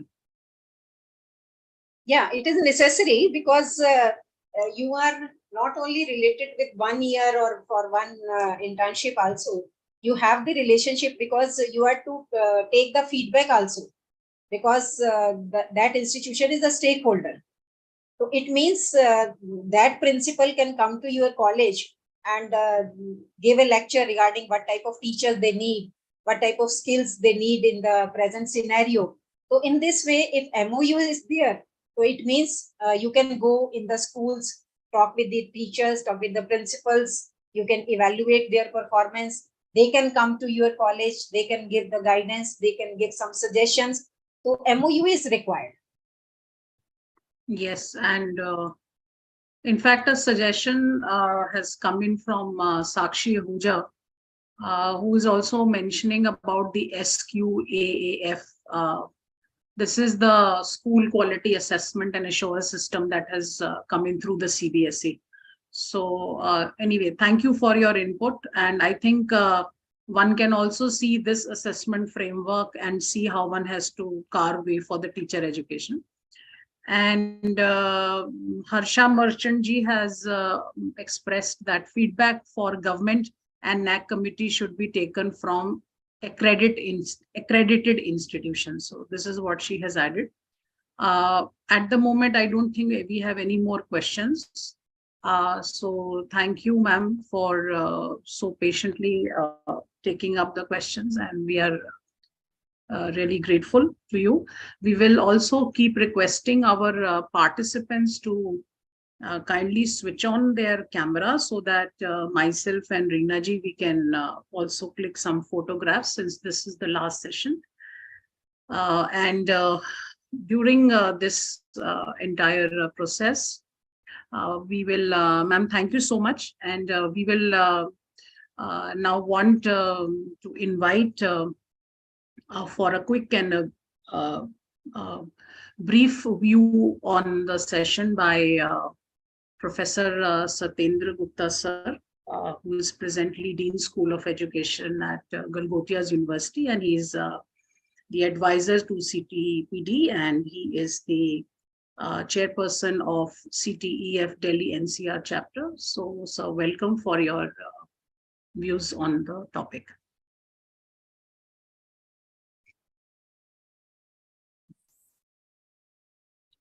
Namaskar, ma'am. Sir, namaskar. Thank you for today's session. You have covered all the aspects of the NAC, all criteria, all relevant information, all experiences shared with us. लेकिन एक बात मैं कहूँगा, जितने भी लोग इस समय कनेक्टेड हैं, थ्योरी और प्रैक्टिकल में बहुत अंतर होता है. अभी हम जो भी पढ़ रहे हैं, whatever we are learning, we are understanding, we are seeing, these are the theories.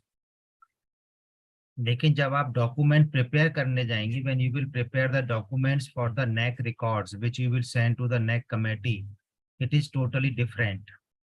तो थोड़ा सा ये आपको समझना पड़ेगा, सीखना पड़ेगा. आपस में भी सीख सकते हैं, और अपने जब कॉलेज में या यूनिवर्सिटी में जब आता है NAC का काम, तो उस समय आप अपना ग्रुप डिस्कस कर सकते हैं.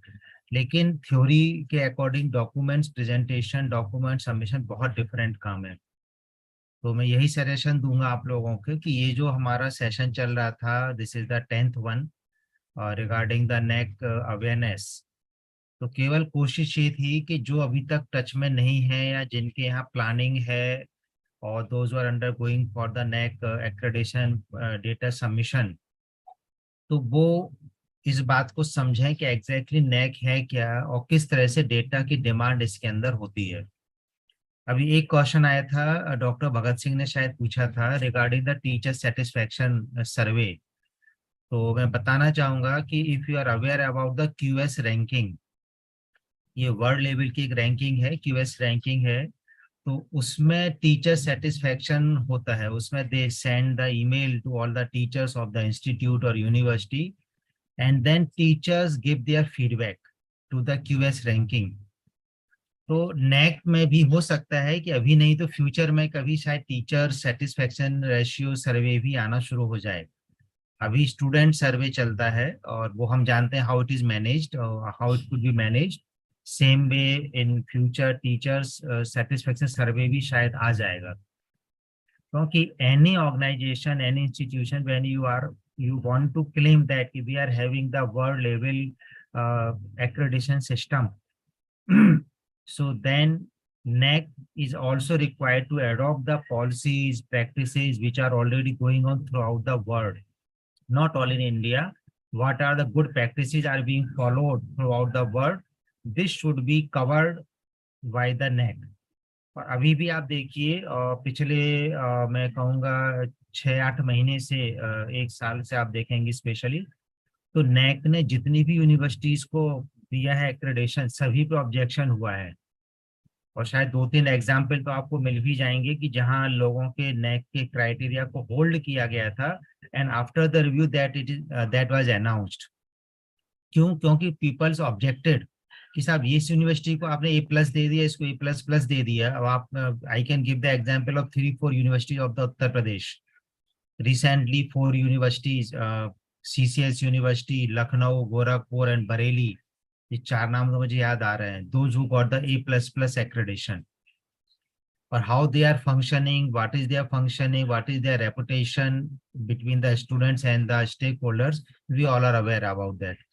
तो वो मिलेगा। ग्रेट, गवर्नमेंट होने का अलग एडवांटेज है, प्राइवेट होने के अपने अलग एडवांटेजेस हैं, लेकिन उसके बाद आप देखिए तो नैक के क्राइटेरिया में भी उसकी जो आपके पास में एक्सेल शीट्स आती हैं जिसको हम कहते हैं डीवीवी, वो डीवीवी को भी लगातार नैक अपडेट कर रहा है। They are changing the criteria, they are changing the data requirement, so data valuation, verification वो करेंगे, चेंज हो रहा है वो। एक एग्जाम्पल मैं आप दूंगा, आप यू सी द क्राइटेरिया 1.4.1, उसमें पहले 2 पार्ट थे, 1.4.1 and 1.4.2। This is related to stakeholders feedback about your curricular aspect. उसमें भी आप देखेंगे तो 1.4.2 की वैल्यू वहां पर कम हो गई है। जो मेरे पास अब अभी we are working on the 22-23 data submission, तो उसमें 1.4.2 अब नहीं पूछा जा रहा है, सिर्फ 1.4.1 का डेटा हमसे मांगा गया है। अब यूनिवर्सिटी की सेंटर लेवल पे वो अपना करेंगे। तो ये एक एग्जांपल मैं दे रहा हूँ कि how NAAC is also working for the upgradation और प्रोसेसिंग। तो इसलिए थ्योरी पढ़ना, थ्योरी को समझना, what are the 7 criterias, what they are asking, what is required the documents, ये तो आसान। मुझे आई होप इस सेशन जो उन्होंने कंटिन्यूसली हमारा सेशन अटेंड किया है, तो मुझे लगता है आप लोग बहुत ज्यादा इस मामले में ज्ञानी हो गए होंगे। Then you can also teach the other persons, those who are interested to learn about the NAC. But practical challenges, again, I will remind, at the time of preparation of the data. एक question अभी आया था कि should be do the MOUs with our teaching practicing schools. Answer yes था। How to do the MOU? What should be the language of the MOU? ये आपको NAC नहीं बताएगा। ये आपको आपस में अपनी समझ से, अपने अड़ोसियों पड़ोसियों से पूछ के सीखना पड़ेगा, या जिसके लिए सो कॉल्ड पे कंसल्टेंट तैयार बैठे हैं कि आप उनको पे करिए लाखों रुपए, then they will help you कि what will be the language, should it be signed on the 100 rupees stamp paper और could it be signed on the simple plain paper. तो यहाँ जब आप जाएंगे, इसकी लैंग्वेज क्या हो, लैंग्वेज में क्या लिखा जाए। 2 ओपिनियन थी इसमें जब एमओयू साइन करते हैं। तो एक ओपिनियन कहता है कि आप हर साल एमओयू साइन कराइए, चाहे सेम इंस्टीट्यूट से हर साल करिए, तो ईयर टू ईयर वो कैलकुलेट होगा। एक सज्जन कह रहे थे नहीं आप उसको सीधा 5 साल के लिए करिए, वो एमओयू भी आपका माना जाता है। तो अब इस मामले में नेक आपसे कुछ नहीं कहेगा। यहाँ आपको दूसरे जो ऑर्गेनाइजेशंस हैं, यूनिवर्सिटीज जिनको A++ मिला है, आप उनके डेटा को पढ़िए, उनके एसएसआर को पढ़िए, उनके डीवीवीज को चेक करिए, क्योंकि जब उनको नेक के लिए आप जाते हैं तो आपको अपनी वेबसाइट पे सारा डेटा अपडेट करते हैं। And you come to know that this university has applied for the NAC and their visit is under consideration. That time you visit the website of that university institute and see the data. तो आपको idea हो जाएगा कि कैसे हमें अपने data को manage करना चाहिए। एक मैं छोटा सा यहाँ पर आपको टिप दे सकता हूँ, so that your visit to the websites of the different university will help you to get the knowledge about the how to prepare the data for the NAC accreditation.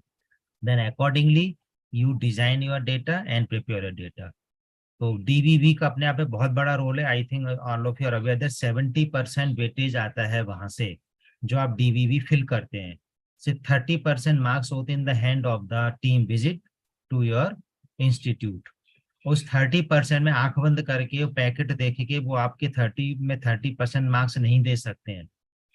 They again have to justify कि why we are giving 1 or 2 or 3 or 4 point on a particular point. तो बहुत से जो डीवीवीज हैं वहां तो वो कुछ कर ही नहीं सकते, वो फिर क्वालिटेटिव जो है हमारे क्यूएल है, क्यूएनएल है कि वहीं वो अपना फीडबैक दे पाते हैं। So that's why DVV is very strong, very important for the NAAC at present. Future में क्या होगा वो जब आएगा तब आप उसको देखिएगा। तो आई होप मैडम शायद ये लास्ट सेशन है, जैसा कि मुझे याद है बात हुई थी हम लोगों की कि 10 सेशन हम लोग करेंगे नेक के ऊपर। तो शुरू में भी मैंने शायद यही बात कही थी, जिसको याद हो, जब सेशन स्टार्ट हुआ था हमारे 10 महीने पहले, तब भी मैंने यही कहा था कि आपको डीवीबी के ऊपर आपको data presentation, data preparation, data collection, उसकी जेन्युइनिटी, फोर्स बनाएंगे डेटा, वो पकड़ में आ जाता है। अभी एक इंटरेस्टिंग पॉइंट और बताऊं, अभी 2 दिन पहले क्यूएस रैंकिंग की एक सज्जन ने हमारे यहाँ ऑनलाइन मीटिंग ली थी। अब उसमें बहुत इंटरेस्टिंग पॉइंट था जो अभी नेक नहीं देख रहा है, कि आप जब पेपर पब्लिश करते हैं, so when you are publishing the paper in the international journal, journal जो भी उसमें, आप यदि एक ही यूनिवर्सिटी, एक ही ऑर्गेनाइजेशन के 2 या 3 ऑथर मिलके पब्लिश करते हैं तो उसका weightage, and you are publishing the paper with the in collaboration with other teachers of other organizations, उसका वेटेज में बहुत बड़ा अंतर है। कोई मिस्टर है जो एक ही यूनिवर्सिटी के 2 या 3, 5 लोगों ने मिलके पब्लिश कर दिया, और एक पेपर है जिसमें 5 अलग अलग यूनिवर्सिटीज के लोग हैं, उन दोनों के वेटेज में जमीन आसमान का अंतर है। तो उसमें वो प्रमोट कर रहे हैं कि आप अपने पेपर पब्लिकेशन के समय अदर इंस्टीट्यूट से, अदर यूनिवर्सिटीज के लोगों के संग कोलैबोरेट करिए, उनके साथ मिलके अपना पेपर पब्लिश करिए, then you will get, you and all other 4 also get the more marks. यदि आप एक ही यूनिवर्सिटी के लोग मिलके पेपर पब्लिश करेंगे तो आपके मार्क्स कम हो जाएंगे। तो ये कुछ चीजें हैं जो इंटरनेशनल लेवल पे ट्रेंड में हैं, तो वो धीरे धीरे नेक भी उनको अडॉप्ट करेगा। तो एक बात और मैं कह सकता हूँ अपने अनुभव से, अभी तो नेक की कोशिश केवल यही है कि आपको A++ लेना, A++ ले लीजिए हमसे, लेकिन what will happen when you will go for the second round, then same quality you have to manage for the other cycles of the NAAC accreditation. आप हायर ग्रेड केवल 5 साल एंजॉय कर पाएंगे, A++ मिलेगा तो 7 year you will enjoy, but what will happen after 7 year. और दूसरा जो ऑलरेडी नेक के सिस्टम में है, so they know that every year they are supposed to submit their AQAR report, उनको हर साल नेक को अपनी रिपोर्ट भेजनी है। so how you will manipulate that report after 5 years or 7 years। तो ये उनकी तरफ से एक वेलकम है, आप लीजिए, A++ ले लीजिए हमसे, लेकिन आपको 7 साल बाद ही वही क्वालिटी मैनेज करनी पड़ेगी, अदरवाइज आप सीधे लुढ़क के नीचे आ जाएंगे। तब आपकी इज्जत पे जो बट्टा लगेगा वो आपको पता होना चाहिए। So these are my personal experiences regarding the NEC. Thank you ma'am. Thank you. नमस्कार, थैंक यू रेनी मैम, बहुत बढ़िया, आपने पूरा रिवाइज करवा दिया, हमारा पेपर रिवीजन हो गया है। Thank you Tania ma'am, good coordination, good moderation of the session. Thank you. Thank you, sir. Thank you. Thank you very much. May I also now invite Dr. Jugnu Khattar Bhatia, the Secretary General of CTPD India, for her brief views on the session.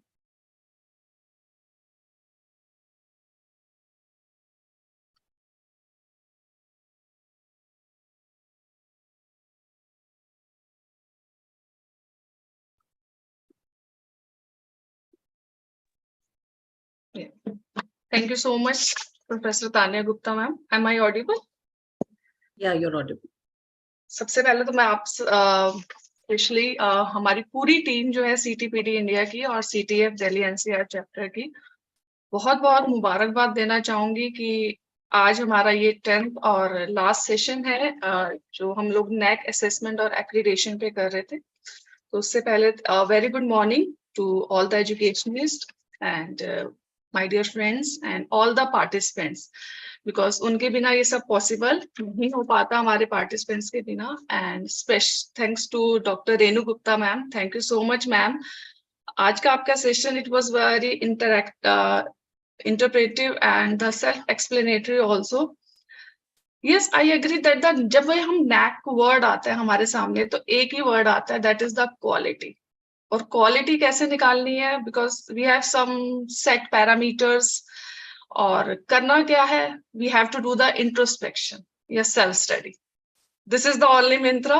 And the transparency, accountability जो है, we have to promote this. And जितनी भी information है वो हमारे जो भी stakeholders हैं, स्टूडेंट्स हैं, पेरेंट्स हैं, जो भी हमारे साथ इस इन्वॉल्व है इस प्रोसेस के अंदर, obviously there must be a transparency and accountability है हमारी उनकी तरफ कि हम उन्हें सारी इंफॉर्मेशन दें. yes, through the set parameters. और क्योंकि उन्हीं set parameters के थ्रू फिर हमारी जो है असेसमेंट और एक्रीडेशन होती है एंड वी हैव हमें वो ग्रेड्स मिलते हैं जो हम चाहते हैं हम लेना. So, आज आपने बहुत ही अच्छे से जो है वो क्राइटेरिया नंबर 2 जो हम कहते हैं कि हाउ द लर्निंग हैपन्स, इस पूरे क्राइटेरिया के अंदर जो हमें कहा जाता है कि लर्निंग कैसे हो रही है, whether it is starting from the student enrolment या उनकी डाइवर्सिटी को केटर करने की बात हो, या हमारे टीचिंग लर्निंग प्रोसेस की बात हो, या टीचर्स की क्वालिटी या उनके प्रोफाइल की बात हो. आपने बहुत जो है अच्छे से उस चीज को एक्सप्लेन किया और आई एग्री कि हमारी एक पूरी रिवीजन हो गई आज उस प्रोसेस पे. And it is always honour to listen to you, because आपकी बुक्स तो हमने बहुत पढ़ी, बट आज आपको जो है आपको सुनना it is what very much different and we are honoured ma'am. Thank you so much ma'am.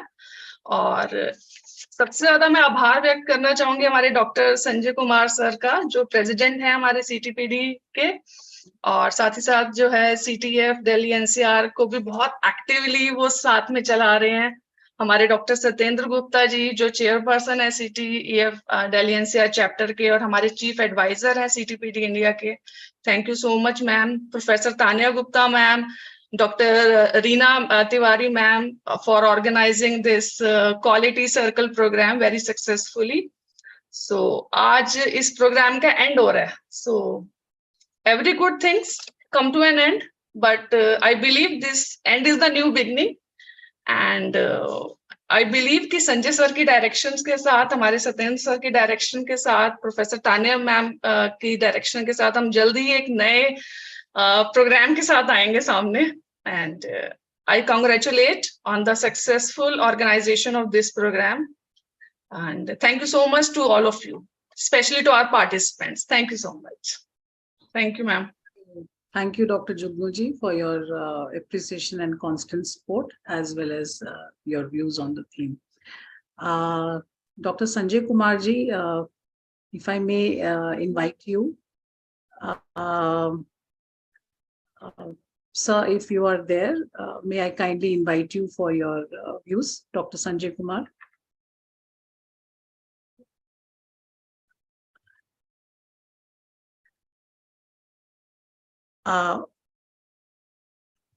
Okay, maybe sir was actually here, but maybe I'll just Reena ji try to contact him if he can be there. Meanwhile, I will request Dr.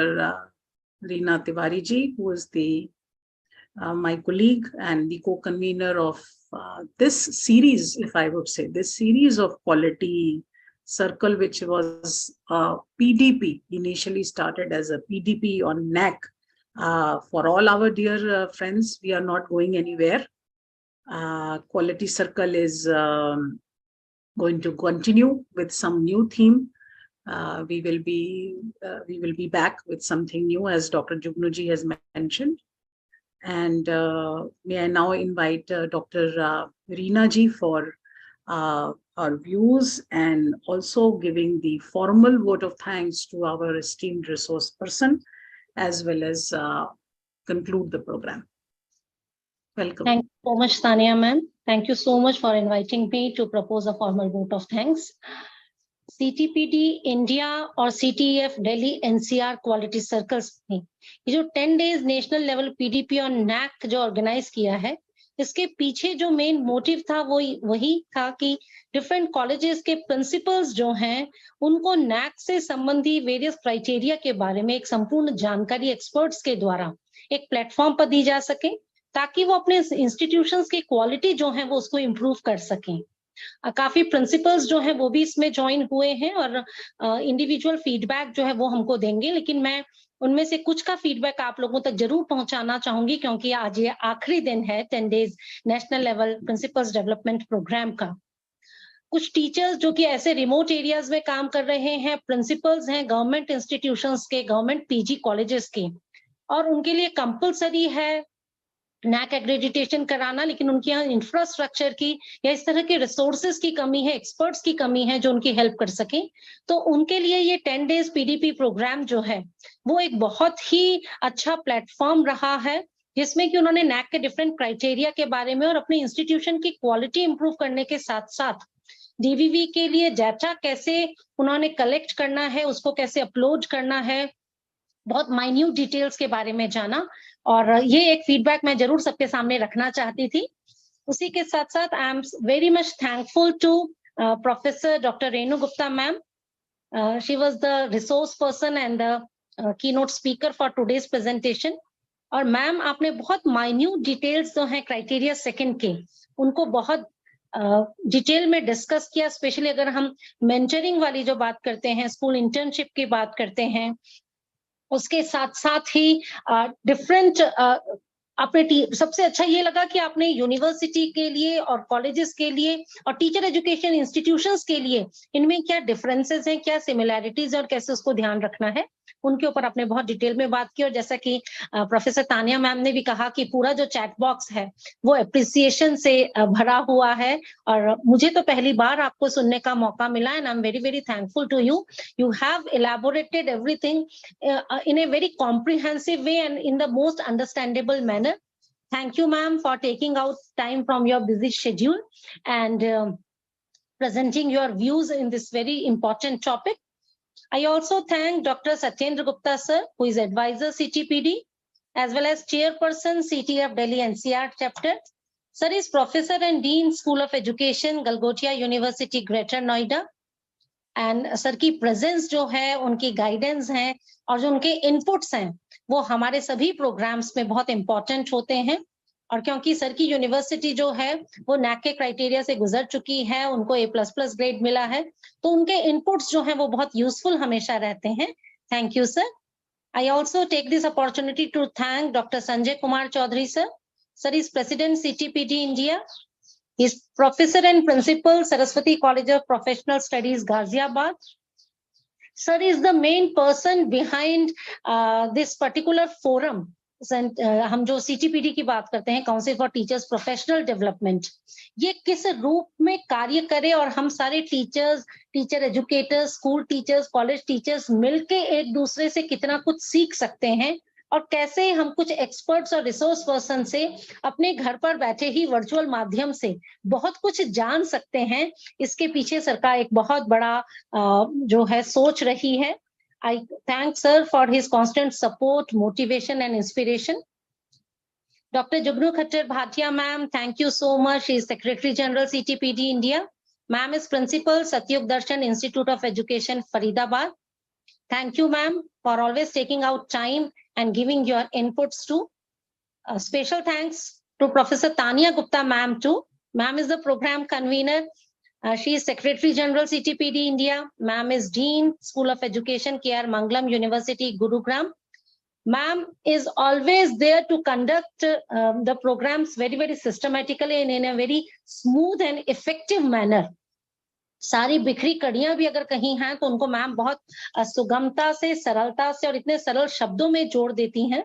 उनको बहुत मौकों पर as a resource person भी सुनने का मौका मुझे मिला है. And she has been conducting all these programs as a convener in a very, very successful and effective manner. Thank you so much, ma'am. Last but not the least, thanks to all the principals, IQAC coordinators, conveners, faculty members from different teacher education institutions, as well as government institutions, university level, UG and PG college level. Thank you all. You are the persons who have made it successful. तो ये 10 दिवसीय जो एक हमने कार्यक्रम शुरू किया था, पूरी की पूरी सीरीज शुरू की थी, जिसमें कि नैक से संबंधित विभिन्न क्राइटेरिया के बारे में संपूर्ण जानकारी एक प्लेटफॉर्म पर आपको मिले, और वो भी उन एक्सपर्ट फैकल्टी मेंबर्स या एजुकेशनिस्ट के माध्यम से मिले जिन्होंने नैक क्राइटेरिया जो है उसमें क्या है उसको सिर्फ पढ़ाया जाना ही नहीं है, बल्कि अपने महाविद्यालयों में, अपने विश्वविद्यालयों में उन्होंने इसको करके और नैक के समक्ष एक बहुत बड़ा ग्रेड जो है, बहुत अच्छा ग्रेड जो है वो भी प्राप्त किया है. So I thank everyone who is present and who have made it successful. Thanks a lot to all.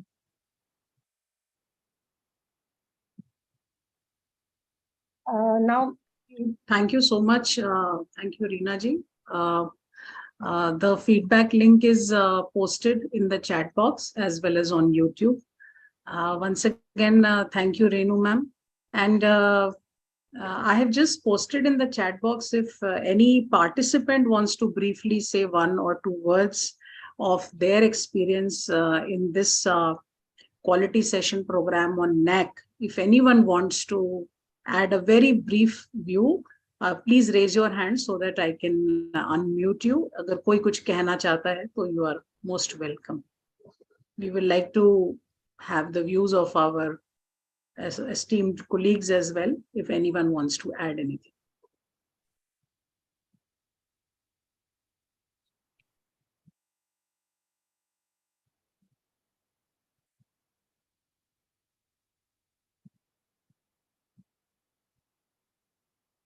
Dr. Bhagatji, would you like to say something? Because we can see you on screen.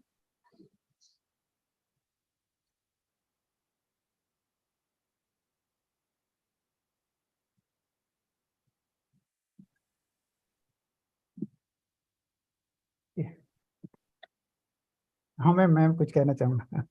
Ji sir. Unmute कीजिए. आप हाँ जी unmuted हैं आप. शुरू से बंद हमारे साथ जुड़े हैं. So ji. I would like to say thanks for organizing such a wonderful event and series, rather I should say, that will enhance or will give the